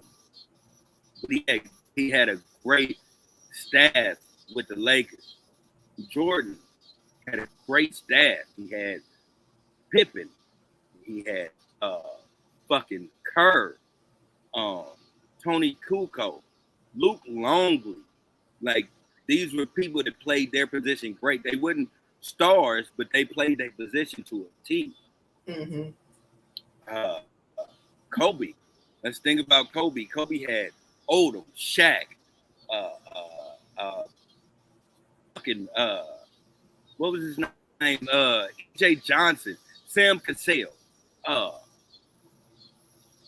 He had great players that he made champions. Yeah. And he made some soft niggas champions. LeBron jumped from team to team. He had great players, but he couldn't mold them to be champions. He had to leave in order to get another championship. Like, the only time he had a great core was with him, Wade, and Bosh. And they only won 2. Yeah. Everywhere else, he only won 1. Because he couldn't mold them to be great. So I would have to say, if we're just totally talking basketball, it'd be LeBron. Okay. Yeah. So we're in agreement on that. So. But the things these niggas did for the game, yeah, all of them are amazing. These 4 guys are amazing. Yeah, absolutely. Absolutely. What they did on and off the court is nothing short of amazing. You know what I'm saying? You got to give them their props on that. You got retro Jordan, you got school LeBron, you got mogul Irvin Magic Johnson, and you got hashtag girl dad Kobe Bryant. Yeah.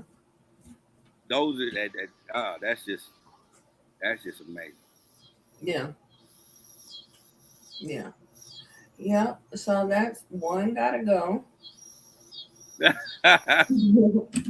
So now on to the fucked up song of the week. Hold on. Before we get to the fucked up song of the week, Okay. uh, we must address the shit that I've seen going through the internet webs right now. Oh yeah, my bad. Yeah, it's a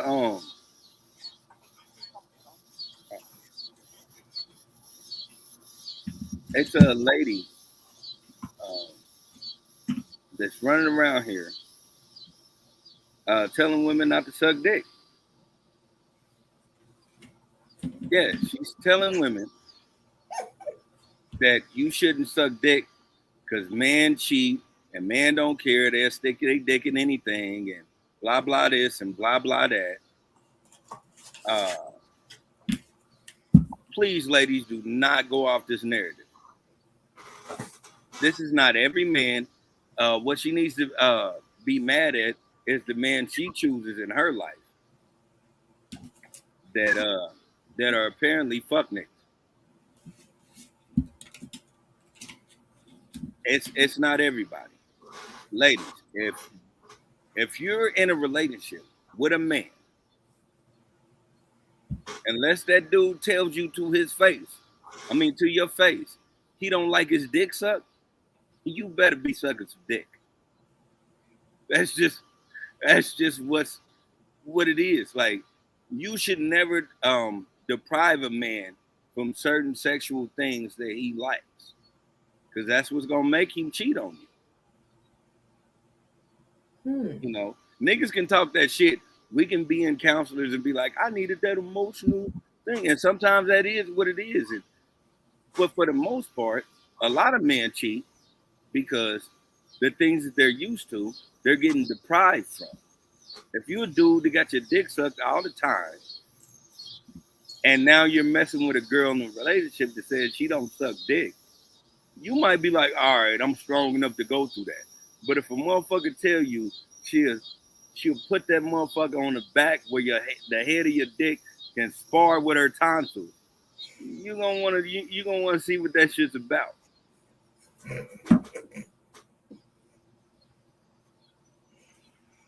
So don't listen to this lady. I'm telling you as a man. So is she saying this because men cheat, or is there another reason?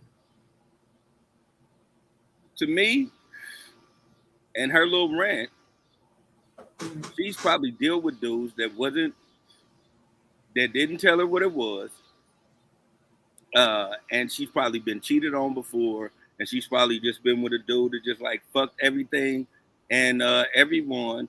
She probably end up getting, she probably didn't get an STD, but her pH balance was definitely off every time she fucked with a nigga, and she has this weird narrative of telling motherfuckers you ain't supposed to do that, because she was like, I'd rather just what she say, tase my pussy. She'd rather tase her pussy than fuck with a dude.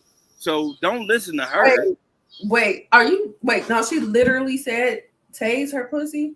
Well, or you when she said taser, she basically meant she'd rather use a vibrator than fuck with a dude. Oh, I took it too literal. Got it. Yeah, because most people took it too literal. But when I watched it, I was like, oh, she means she rather electronically play with that pussy than let a man get in there. Because like she was basically saying like, don't fuck with these niggas in 2022 at all. Well, And that's like, something different. mm-hmm. That's something different.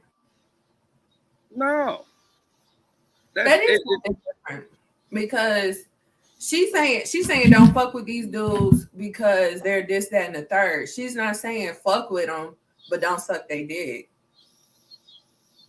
Well, she started off as saying don't suck a nigga dick, and then And then she got to running through the scenario, and then that's when she said I'd rather tase my pussy.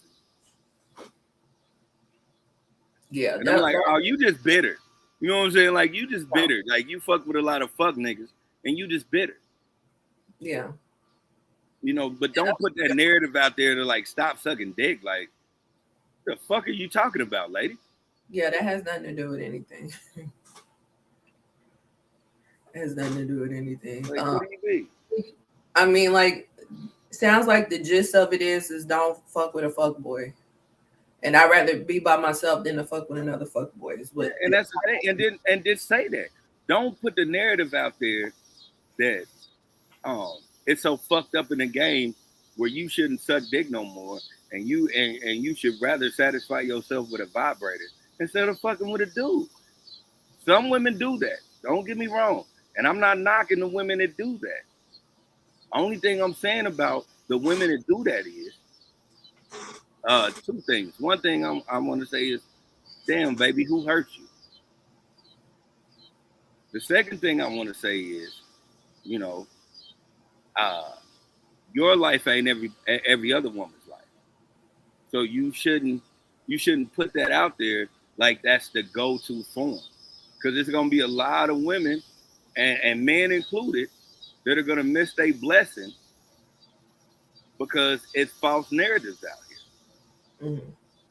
Just like the niggas that be running around this motherfucker like, if a bitch can't do nothing for you, then that bitch shouldn't be for you. Like that ain't the case. That ain't the case, my nigga. Like some women aren't built like you want them to be built. Some women ain't gonna take care of you like your mama did. Yeah. Same case goes to the women. You know, every every dude in the world ain't the dude that broke your heart. The nigga that you love to death, and then you found out he was fucking your motherfucking sister. Like that ain't everybody. Right.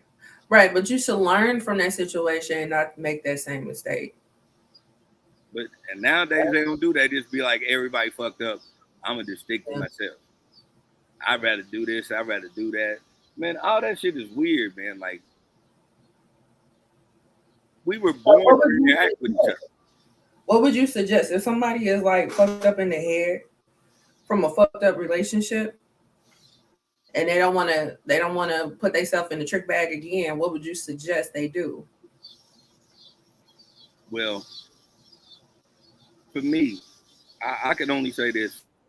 So if I was messing with a woman and she said, you know, these past relationships, um, this would hurt me, and this would hurt me, and this would hurt me, and this would hurt, these scenarios. Mm-hmm. I would just try to get her off those scenarios. Like, you know, I would try to, because some niggas be like, well, what I'm gonna do is make sure that I don't do that, and I don't do this, and I don't do this. Don't do that, because when you start doing that, you start getting into a level where you're not even focused on yourself no more. You focus on her, And for some people, they might say it's a good thing, but you always need to focus on yourself, uh, because in a relationship, if you ain't true to yourself, then the relationship is gonna fail in the first place. So for me, I would say if she gives you these scenarios, you need to find a way to get her off those scenarios.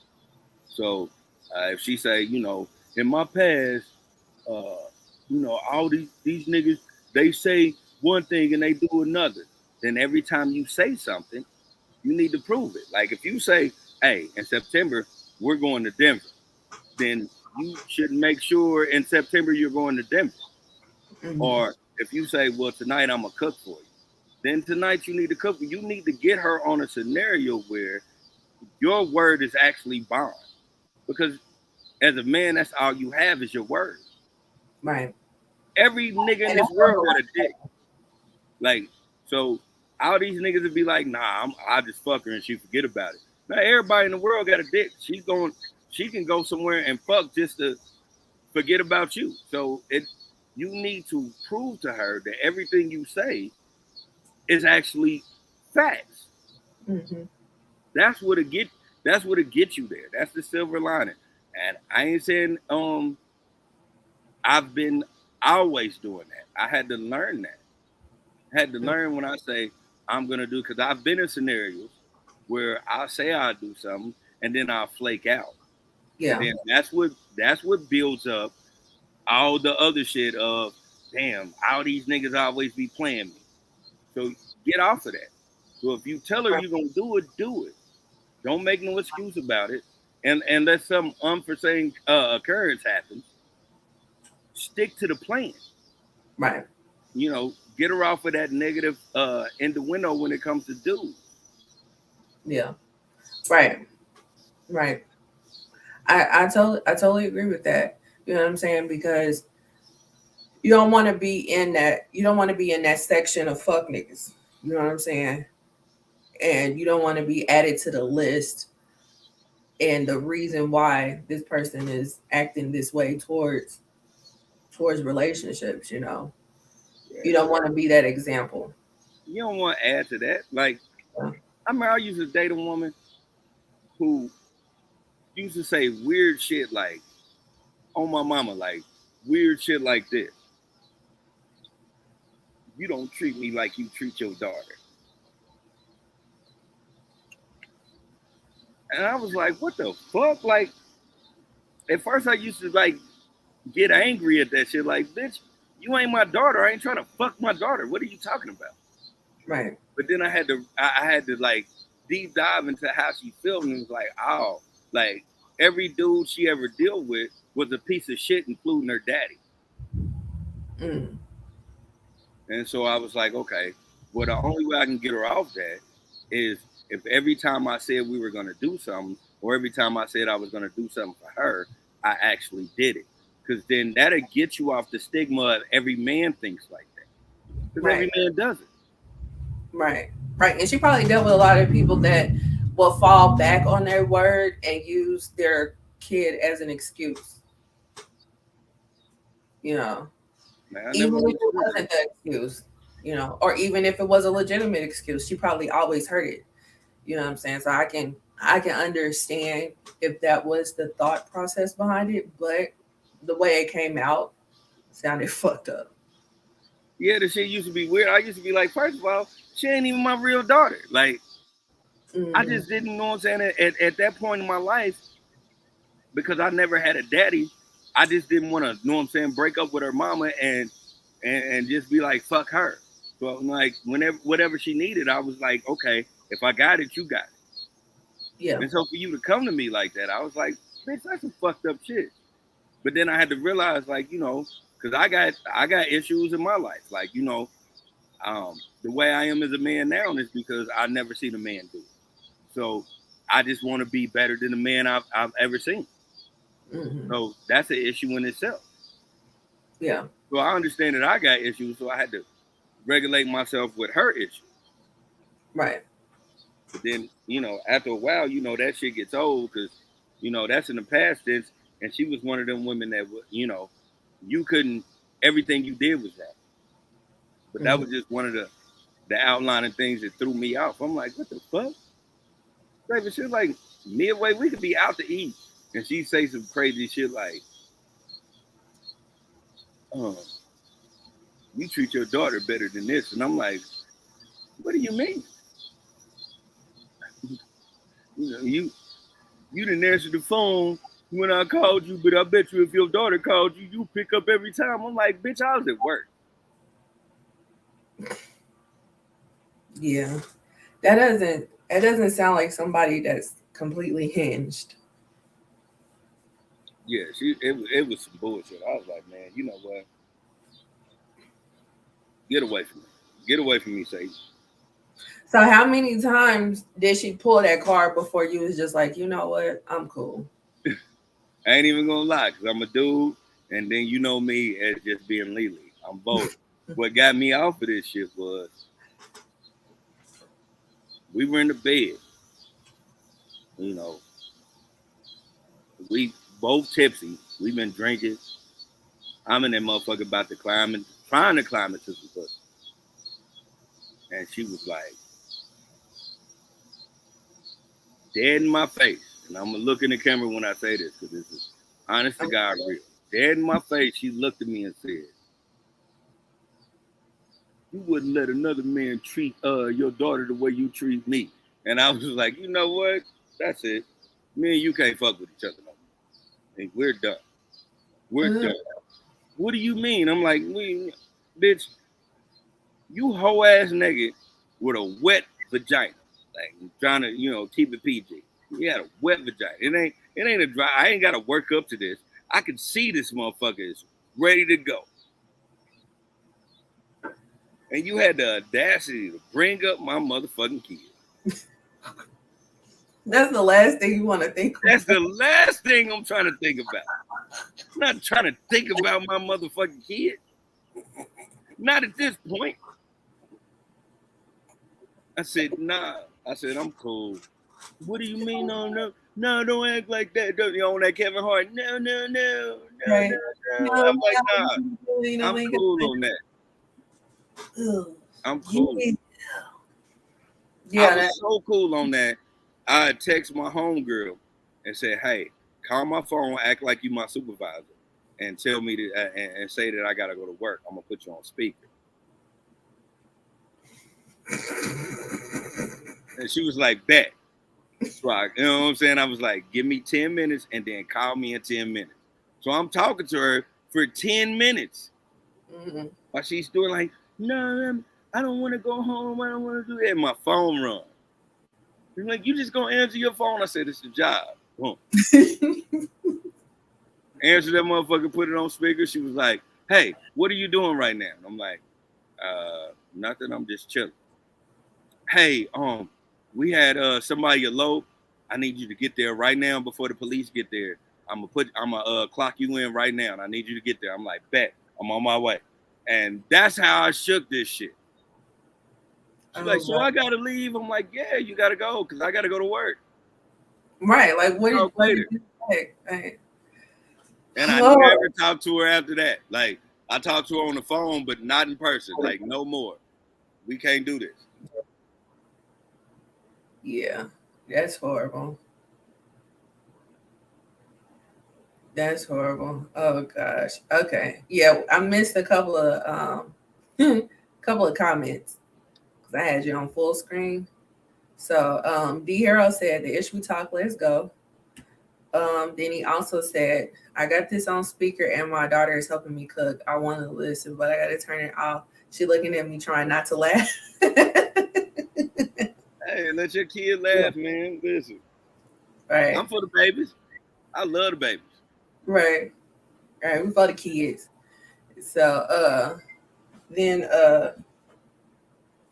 Derek says, hey my good people. So yeah. What's up, Derek? Hey, listen, your profile picture does you no good. I seen you on the camera in real life. You look like a chubby Rico Strong. Now I know why that shit you was talking with the bitches. You be getting some bitches to do some amazing shit, nigga. Because you look like a porn star. So these bitches is willing to do some extra shit for you. That shit you was talking like, I'm just leaning to the side and la. Now I get it, because these bitches is bold that shit. I didn't say that on the podcast because I was like, you know what?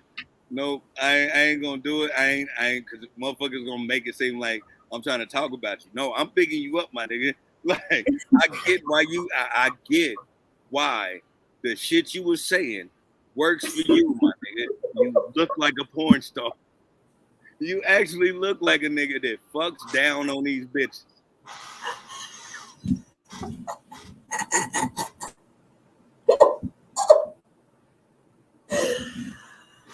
Oh my god. All right.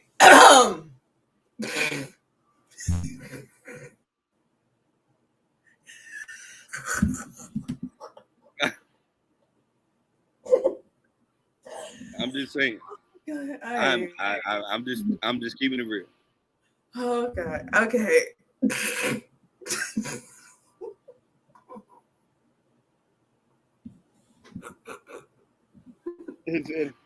Is that my bad? Was that too much? Was that too much? Like, if anybody doesn't know who Rico Strong is, look up Rico Strong and then check our podcast. Or what was it? 2 podcasts ago? No, it was the after show. It was the after. It was the after. Look up the after show and then look up Rico Strong. He just looks like a chubbier version, but when he say shit, you know, how smooth he was talking with the black and all that, the shit he talked. He was like, oh, okay, I get that shit off. I get why you get that shit off. Yeah. Oh goodness gracious! All right. Especially if you're a pure black, I always big up pure black men. Pure black men. When I say that, and I'm gonna be vulgar on this, but I'm gonna keep it 100. Pure black men. I don't care what you mix with. When you a pure bled nigga, like a pure bred. Nah, boy. You know how to slang your dick. I don't give a fuck how big your dick is. You know how to slang that motherfucker. He sound like he like, yeah, I'm gonna do what I need to do. I'm gonna slang this dick afterwards. I'm gonna make sure what she need to get.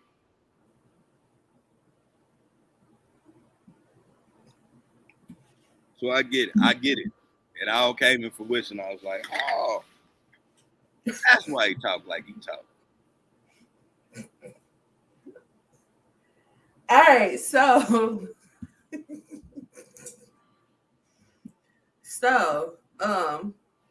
the fucked up song of the week.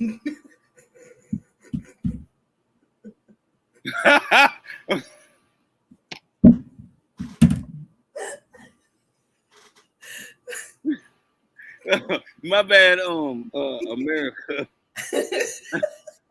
I just got a text message.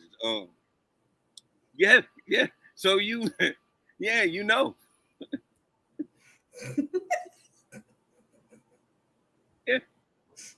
I'm gonna say less. I wanted to say anything. Yeah. Thank you for the info. All right. Yeah, you gotta fix yourself. You gotta put yourself together. Shout out to DJ. I'm gonna call this nigga DJ. Shout out to DJ. Look at that. Is that a reminisce pond you doing right now? The fucked up song of the week. Oh, we gonna go to the fucked up song of the week. Yeah. Yeah, that is. Let's do the fucked up song of the week. It might hit home. Woo. Woo. Normally I don't even check my phone when I'm on this shit, and I just happen to be like, I'm gonna check my phone, and I seen this.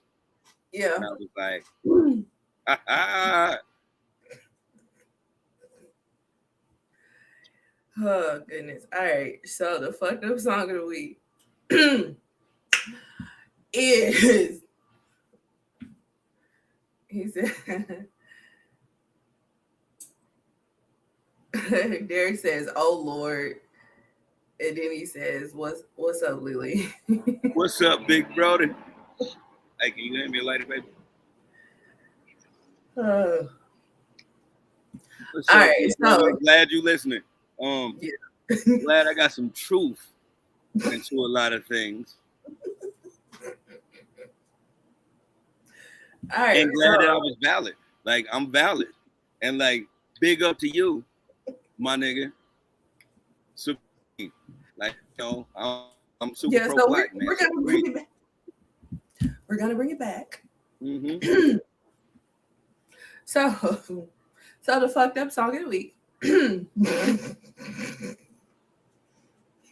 Yeah, I'm gonna like my black, and I'm gonna talk smooth the rest of the way. Oh goodness gracious! All right, so the fucked up song of the week. I keep saying that, right? Yeah. So what? Yeah.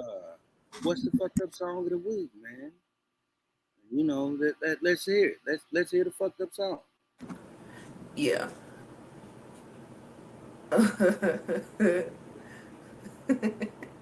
Hold on. Yeah, there we go. All I need is some a black and some yak, and I'm gonna break that back. You feel me? Lord. That nigga. Oh, Hey man, DJ's my new favorite nigga. Lord. My head hurts.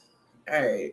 So, um, so the fucked up song of the week is Mary J. Blige. Um,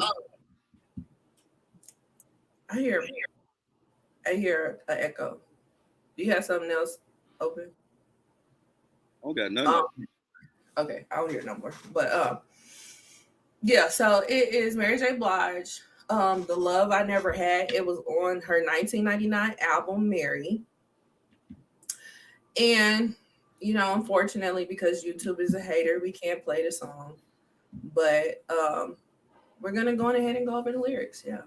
So the intro is sometimes there comes a time in your life when Nah, scratch all that. Nope. she talks on this part. This Oh, is okay, I was about to say you said you was gonna sing I'm gonna sing, but she talks on this part though. that. Okay. So sometimes there comes a time in your life when you love something, you have to let it go. And even though you might feel there's still something there, you have to wake up. Stop living in a dream because it's over now. You got to think about you. So, verse one. Where's my. Okay. I have always wondered why I can't live without you, babe. And I'm longing to be a lady. I understand that you are leaving. Please don't leave it without me, babe. Cause I think I might go and stay. Cause everybody needs someone to love. And I know that it's true. And I know that it's you. I don't understand why you can't be my man. So I better wake up. Stop living in a dream. Yes, I better wake up. Cause I can't lose the love I never had. As painful as it seems. Yes, I better wake up. I cannot lose the love I never had. All right. So far, here you go. Hey, DJ. What up? What's up, DJ? What What's up, fam? what's her? Yeah. So, did you hear the lyrics so far? I know that song. I know Okay. back of my You head. know this song. Okay. So, what do y'all think so far with the first verse? The zone that You said what? Oh, you keep going out. I'm trying to get my mic together. All right, can you hear us? You hear? You in and out. You in and out. It's the holding back the smile for me. All right, there you go. There you go. So yeah. I know the song. Sound like he done did some things to her and had her stuck to where it didn't matter what was going on. She had to get in where she fit in. Exactly. And I never really looked at that is a pretty fucked up ass song. Yeah. Just like No Happy Holidays. That fits right Yeah. along with that. Yeah. No, Happy Holidays is pretty fucked up. I think we did Majorly. this before. Oh, just like I'm live from Puerto Rico, by the way. Nice. Yeah. Puerto Rico. You Oh. said you in Puerto Rico. Yeah. Lindsay, What I'm did you all over the do? place. Well, I work for a refactory and a company, and they do coatings. When I was out there, I was with the coating division. So now I'm with the refactory division. But shoot, I'm a superintendent now, so I just orchestrate shit. All right, so listen, if they looking for a nigga with no experience, they want to put out there, man, just give me that job because I would love to do that. I ain't got no Hey, experience, but I would try. hey, shoot, Make it look good. we gonna try to make it do what it do. Shoot, Man, Lindsay got the line. We'll see what's happening. You know what I'm saying? The fact that you like, yeah, I was, because I remember the last time we talked, you was like, I gotta catch a flight, and I was like, damn, that's some player ass shit. And now to hear like, yeah, you in Puerto Rico, I'm like, oh, okay, right, listen, yeah, and he lighting his black up, he about to get on real Ooh. shit. But now, back to the song. Um, yeah, I just feel like I tell people all the time. I think I said this in a podcast that some of us ain't privy to fall in love and stick with the motherfucker that fucked the dog shit out of us. And I feel like Mary is in this song. Mary is going through the oh my god, this nigga treats me right and he fucks the dog shit out of me, but he ain't really mine though. Yeah. Hey, that's what's crazy because me and my coworker, we was just talking about this as I tapped in, and we just had this same conversation. It's like you find a good dude. Only thing that don't make him a good dude is because he got somebody. You know what I'm saying? So since I got Lily on the line, not even to take it to the left, even though it's still like it can kind of go in with the fucked up shit, but that's why a lot of some good dudes you think they paying for pussy, but that's not what it is. They pay for females to leave because they don't want to get that attachment. It's a business transaction. Exactly. A lot of people don't understand that. A lot of times, and I'm only speaking for men that are in the category that I've been in. Like sometimes, you know, we're only in there for a good time, not a long time. And we gonna treat you real special. We gonna treat you like no other niggas ever made you feel. But it's only for that moment. And then after that, we gone. Like a motherfucker can show a lady a great trip for about 6 months. And then all of a sudden, just, you know what I'm saying? It just goes left because we not in it for that. We not in it for the long haul like you in it for. And they gotta recognize it ain't being a trick. They gotta realize I will do this shit by myself. It's just the fact that I want somebody with me. You got here by default. Yeah, at this moment. You're here for this moment, so enjoy this moment. It's So like let that. I always talk about this movie Sweet November, with Charlize Theron and Keanu Reeves. Charlize showed this nigga a great ass time for 6 months, and then she dropped that nigga, and he was trying to find her, and she was like, "Nah, this shit ain't gonna happen. I'm about to die, my nigga. Like I'm about to die, so I'm enjoying my life until I get up out of here. Like period. That's what I have to do. I get it. I love you too. You still have a special place in my heart, but I need that in order to move on. Right, right. That's the assumption that a lot of people have. You know, I grew up in an era where when you made it past 18, you felt like you achieved something, and then you made Ooh, it past say that 21, again. you felt like you achieved something. Then you made it past 28, and you felt like you achieved something because in that era of 18 to 28, it was like pure possibility you wasn't gonna make it. Yep. And that's the whole black community, Yeah, unfortunately. and We so grow up yeah, you faster than live to the anybody else. fullest. I wasn't privy to having a woman to go through that journey with me. I wasn't privy to have that, but I had a lot of ladies that enjoyed the moments that I did have because it was some moments that I did a lot of shit because I don't know what I'm gonna do tomorrow. I might not wake up in a casket tomorrow, or I might wake up in a holding cell.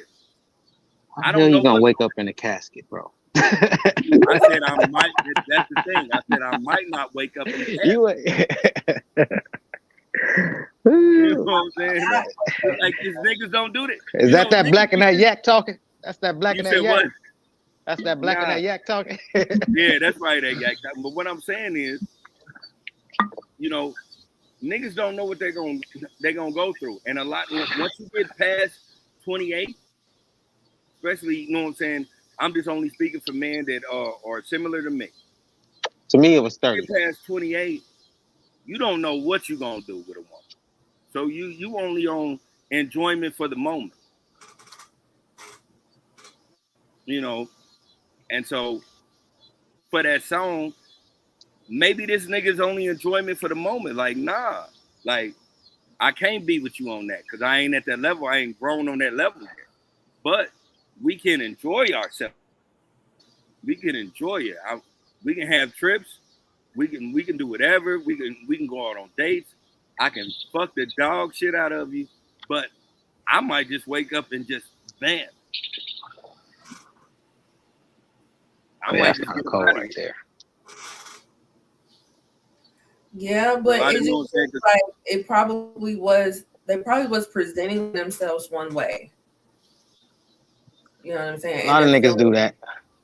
yeah, A lot and of that, a lot that of ain't dudes fair. do that. That ain't fair. Well, Cause, that's that 'cause nigga you know shit. you're doing that shit. You know what I'm saying?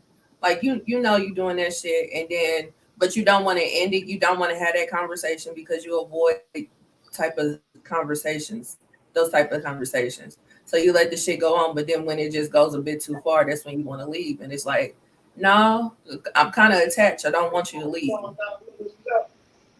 But it's a sometimes it problem. ain't even that. Sometimes you can keep it real with a woman. And again, I'm only talking to through experience. Sometimes you can keep it real with a woman, like all I want is this, and she'll get to the level where she'll be like, "Well, I can change his mind," and when I be on this ain't it no more, then your whole personality changed. Like I'm wrong. But see, the thing is that when it comes to something like that, that's because they're probably presenting themselves one way. Like if it's just strictly one particular thing, you know how to handle yourself accordingly. And then if that person is crazy, that person is going to exude that type of behavior early on, so you know to stop fucking with them. But if you're presenting more than just that one thing, and then you want to turn around and be like, "Hey, but I They ain't got told you," no pepper but sauce. you can't really say that. Hey, I told you because your actions are showing different.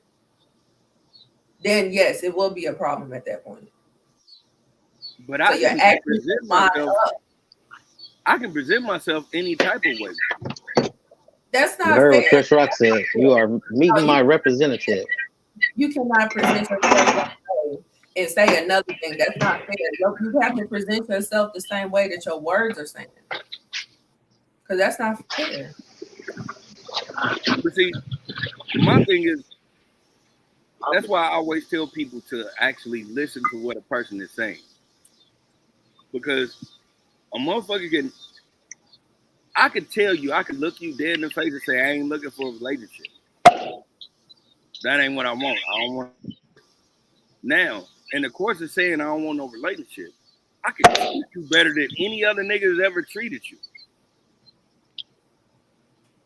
Like, let's not get that twisted because that shit happens. I've been there. I've said I don't want a relationship, but I treat you better than any other nigga that's ever treated you. And now you start thinking I'm gonna change this nigga into being a relationship. That's where this song is fucked up is because she had to realize this is the love I never had. Like he's treating her great, but this ain't what he wants. Right, because but then that's the reason why this shit is fucked up, because you're presenting yourself one way and saying something different. And it ain't even about change. Cause you do get fucked up if you be like, oh, I'll try to change this dude. Like it ain't even about changing the dude. It's about presenting yourself one way and saying something different. Because that's the thing, you want to try to default into, oh, well, I said I didn't want a relationship. Well, that's not what your actions are showing. Well, that's when you You need to want have you the want Lisa Ray relationship, mentality. huh? That's when you need the Lisa Ray mentality. Because I can show you a good time and not want to be with you. And so that's when you It's need to not get on about the just Lisa. showing a Because good if you're accustomed to a man treating you a certain way,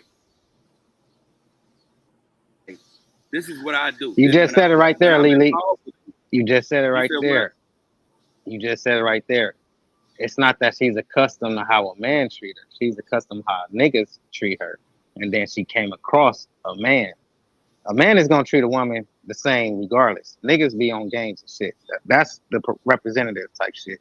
Because niggas feel they gotta say and do what females want to hear. What 9 times out of 10, if you tell a female the truth, they might just be with the truth because you're being honest. But when you start playing them games and act like you want something and you're not saying what you really want, that's where the confusion comes in. And that's where it becomes a fucked up situation. But niggas do that. Not too many men do that. But it ain't enough niggas done graduated to become men yet. Yeah, it's been a lot of niggas graduating, but at the same time, like I said, it's a certain way. It's a certain way I treat females. You know, I'm in a relationship now, so you know, I treat my female a certain way. But when I wasn't in a relationship, I treat females a certain way. I don't be on no extra type of shit. When I didn't want no relationship, I didn't want no relationship. That didn't mean that you know I wouldn't do certain things for you, or I wouldn't make you feel a certain way. You know, that's just something that's just in me. I'm gonna make you feel a certain way. I'm gonna make you feel cool because you know I'm the nigga that's slanging dick to. But that doesn't mean I want to be with you, like period. You know, I just have a certain way that I cater to the women I be around. You just have that experience. Yeah, you feel me? Like I just had that experience. I treat women when I'm if I wasn't in a relationship right now, um, I treat women a certain way. And some women look at that like, oh, I can change him or make him, uh, stop what he's doing and be with me. That never was the case because I was more getting me together than I was trying to build a relationship. So, when you first met your significant other, were you in the building for a relationship? Um, by the time I met Jasmine, I had Mhm. already established myself. Me personally, I established myself financially. I established myself mentally, and that's what I was searching for. I was searching for a companion. I wasn't Okay. searching for somebody that I just wanted to have a good time with while I build myself. Yeah. Yeah. So it wasn't no converting because that's what you were already in the mindset for. Yeah, that was my mindset. I was Yeah. looking for a companion. You know, we Okay. had both when we first met each other. We both was on the we didn't want a relationship. That was the first thing both of us said, and it was cool. And we blended that way, and we were beautiful that way. About third time I And it got to after a while, it got to a point where we realized that uh, we wasn't exclusive for a year, but we were exclusive for real. Mhm. Like so, and so it was like it was no point of us lying to each other. We matched each other. Like the things that she required, I didn't have no problem taking care of her, and the things that I required, she didn't have no problem with doing. Mhm. And so it was like I say, um, this new age got relationships misconstrued because they think love comes first. It wasn't love. It was the communication we provided with each other that we knew that we wasn't gonna be on no bullshit. Now, in the first year, yeah, we went through a lot of shit, but after that, it was actually just communication and getting to what it is and what it's supposed to be, and we didn't look back after that. Yeah.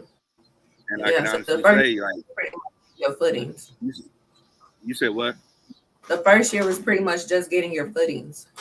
Yeah, it was all of it was like she was checking my phone and going through all that, you know what I'm saying, doing that all that old extra shit.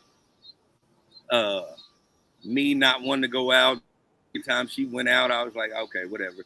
She'd be like, oh well, I'm drunk. I'm gonna stay over my cousin's house. I'm like, I don't give a fuck. Just hang up, like not even trip. And it wasn't no point in me tripping. Yeah. And then we realized it was one of those things where, okay, cool, we solid. Like, let's see what it is. Like I said, at that point in my life, I was looking for somebody that was solid, that I could be in a relationship. At the end of the day, don't nobody want to die alone. If you have to die alone, it just is what it is, and that's your faith, and you gotta take it. But don't nobody want to die alone. Mm-hmm. Yeah. Yeah, I get it. It's not part of the plan, but yeah, sometimes it happens. All right. So verse 2. Get my mic. Every time I close my eyes, I see visions of you and I sharing love of a special kind. He got my phone. You gonna lose it. I got to laugh from crying, yeah, to hide all the pain inside. Cause I can't get you off my mind. Cause everybody needs someone to love. And I know that it's true. And I know that it's you. I don't understand why you can't be my man. So I better wake up. Stop living in a dream. Yes, I better wake up. Cause I can't lose the love I never had. Hey. As painful as it seems, yes, I better wake up. I cannot lose the love I never had. Oh, it made me realize I don't want to live apart, but you don't know how hard I tried. What do I have to lose? Oh, I think a little bit more than you. And I doubt you will see things clearly before it's too late. Because everybody needs someone to love. And I know that is true. And I know that it's you. I don't understand why you can't be mommy. Okay. So, key part that stuck out to me. The car. She does understand. She understands why he can't be the man. And that's why she living that dream. She don't want to face reality why, but it is what it is.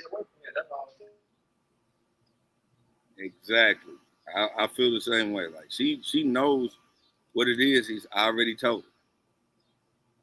Like, this ain't a song about how he led her on, or you know uh, lied to her about anything. This is a song about her just overwhelmed with her emotions of why you don't want to be with me, or why you're not gonna be exclusive with me. He's giving the Mac Daddy vibes like in full effect. Shout out to Boomerang, like in all its flavor, and she don't get it. That's what y'all trying to say. Yeah. I mean, hey, some people just ain't ready for it or ain't built for it. I think it's more than that.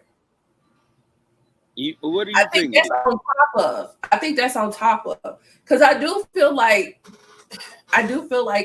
at because I mean she had to realize it. So I do feel like at a point she was led on, and then once she understood wholeheartedly that this shit ain't going too farther than where it is now. Now she's like, what the fuck? But was she really led on, or was she really having such a good time? She felt like this should be different, because that's the reality of it. Sometimes women could be having such a good time, they wonder why it's not a relationship, and it's not. It's not a. We're having a good time, like Drake said. I'm not here for a long time, just time. Yeah. Like, so why can't it just be that? And niggas fall victim to that shit too. Like, don't get it twisted. Like, niggas need to understand this shit too. Just because you having the best time in your life with this hoe, it don't mean that that's gonna be yours forever.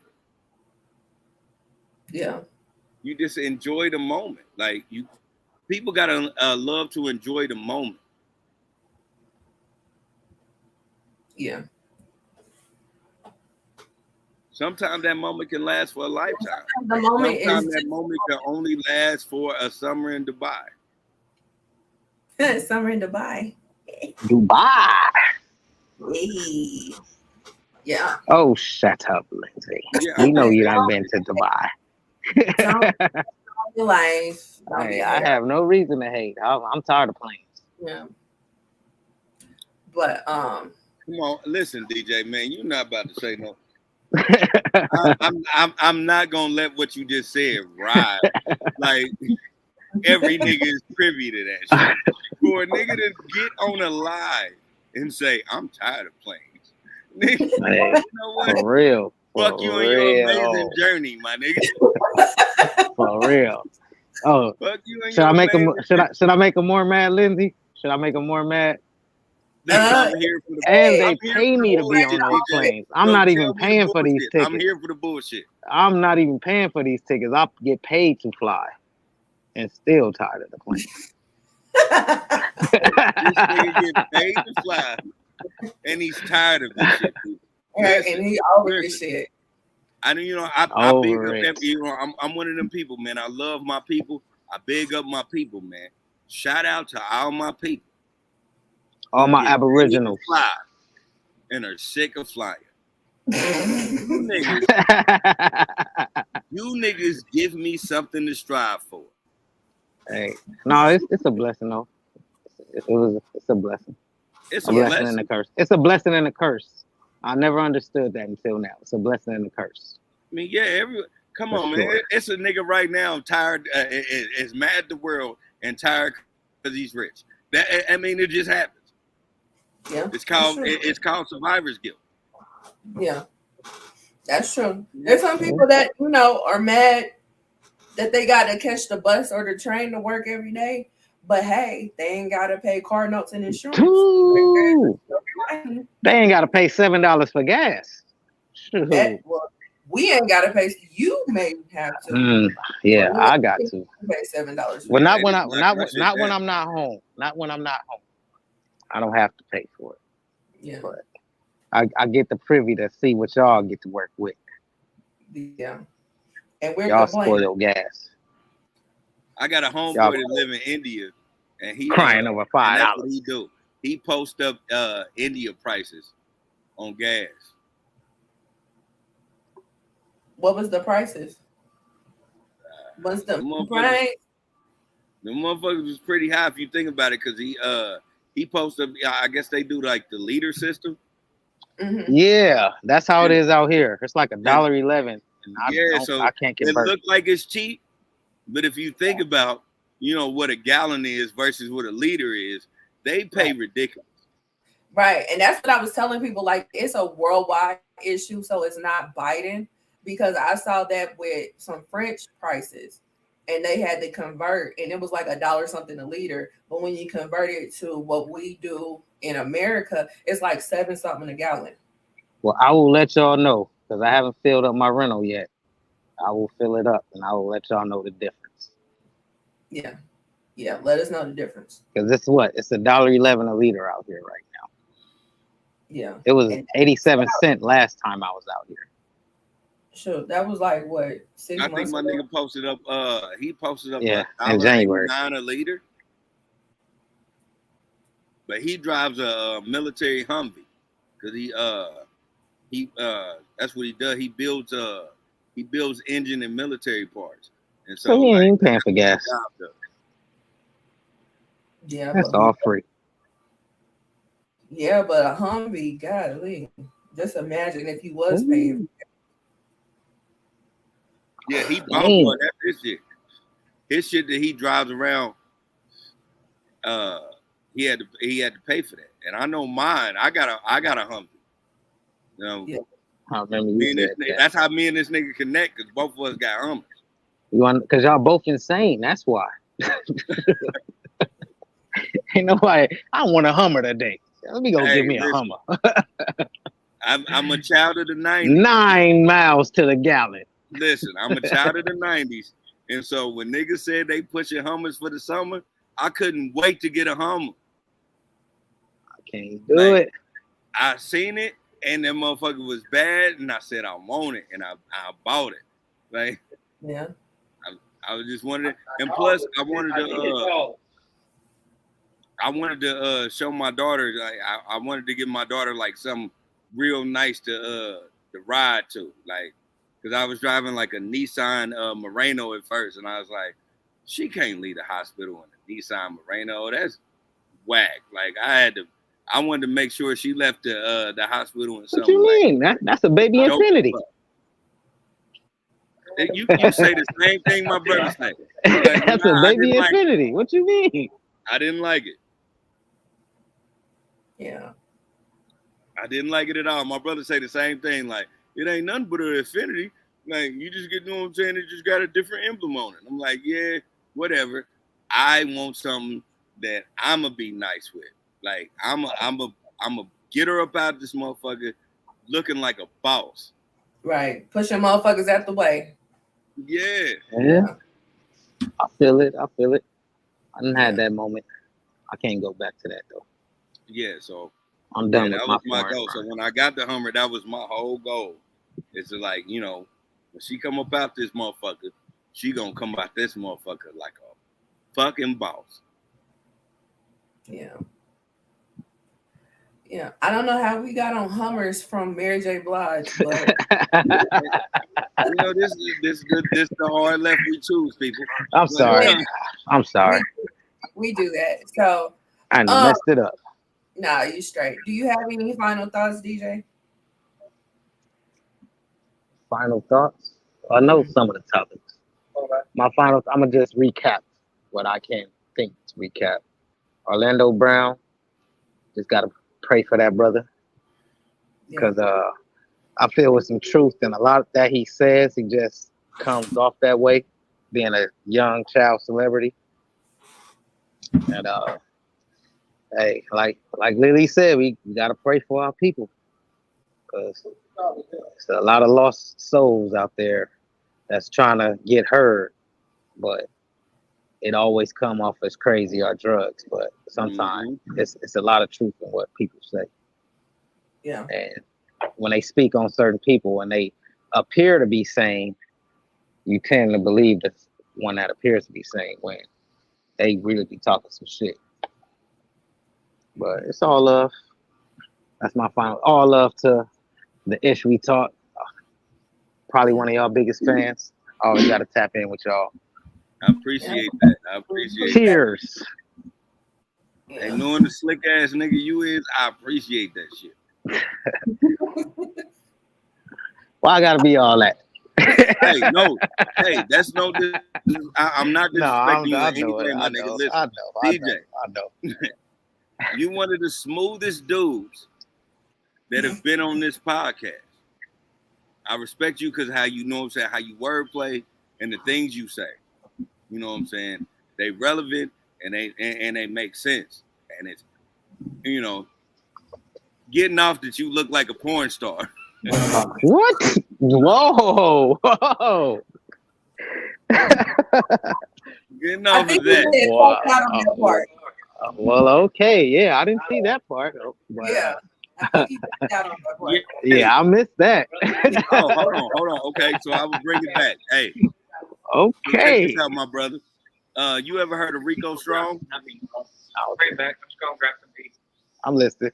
You ever heard of Rico Strong? Thanks, buddy. Yeah. I mean, I know these motherfuckers. Yeah. But okay.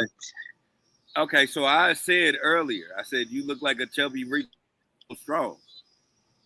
Wow. And I was like, okay. So when I realized who you look like, I was like, the shit he be talking. Like the last time you was on this podcast and the shit you was talking, I was like, okay, boom, that makes sense because one, he a Cali bred nigga. Two, he kind of looked like this porn star. You can get this shit off. Hey, this shit is gonna forever be hilarious. Like Hey, this next nigga can time I get come this to shit off. Kansas City, we are linking up, Lily. Drinks on me. Bro, hey, For whenever, sure. whenever you touch down, I'm with it. For sure. I'm Line with that it. up, I'm gonna Lindsay. get you Line off that up. real thug passion because a lot of motherfuckers be like, thug passion is Hennessy and Alizé. It's really champagne and Alizé. I get you off thug passion because that's what I be drinking when I be out. It's crazy. I just drunk Don Q Passion. That shit is fire. What? I ain't never drunk that. Well, that's a Puerto Rican thing. Yeah. I'm gonna need you to figure out a way to send that over here because I need to try that. You went out. That's what I do. I take a glass of thug passion and I go out and I kick it with the white boy. You know what I'm saying? Like, cause that shit gets you fucked up. But you know what I'm saying? As long as you don't take too much, you still be aware. Yeah. Yeah. I think something happened because he was having a little issue there with the audio. But Jerry's final thoughts. Jerry's final thoughts. I'm gonna say this. And my Jerry's final thoughts. We know we've been through these situations we had talked about. We talked about the whole thing with Orlando Brown. Let's speak on this. Mental health is real, everybody. Um, please understand you need to monitor and check yourself at certain points. Uh, at the same time, do not allow somebody to get you off your square how you feel about things. Like niggas can call you crazy and niggas can say that what you're saying is wrong or what you're saying is not valid, and that's a false narrative. You know, some of us just need a little extra help, and I hope we get that. If you don't get that, uh, please don't feel like you have to label yourself as a person that has a problem and don't think what you the things you feel and the things that's going on in your mind has no validation. It definitely does. You know, so my Jerry final thoughts is my Jerry final thoughts would be to make sure that you take care of how you feel and what you feel and monitor it in a way where it's an understanding with you first before it's an understanding with everybody else. Because that's the only way it's going to make sense to the world. You have to understand it first. Understand what you're saying before you say it. And as always, take care of yourself and others.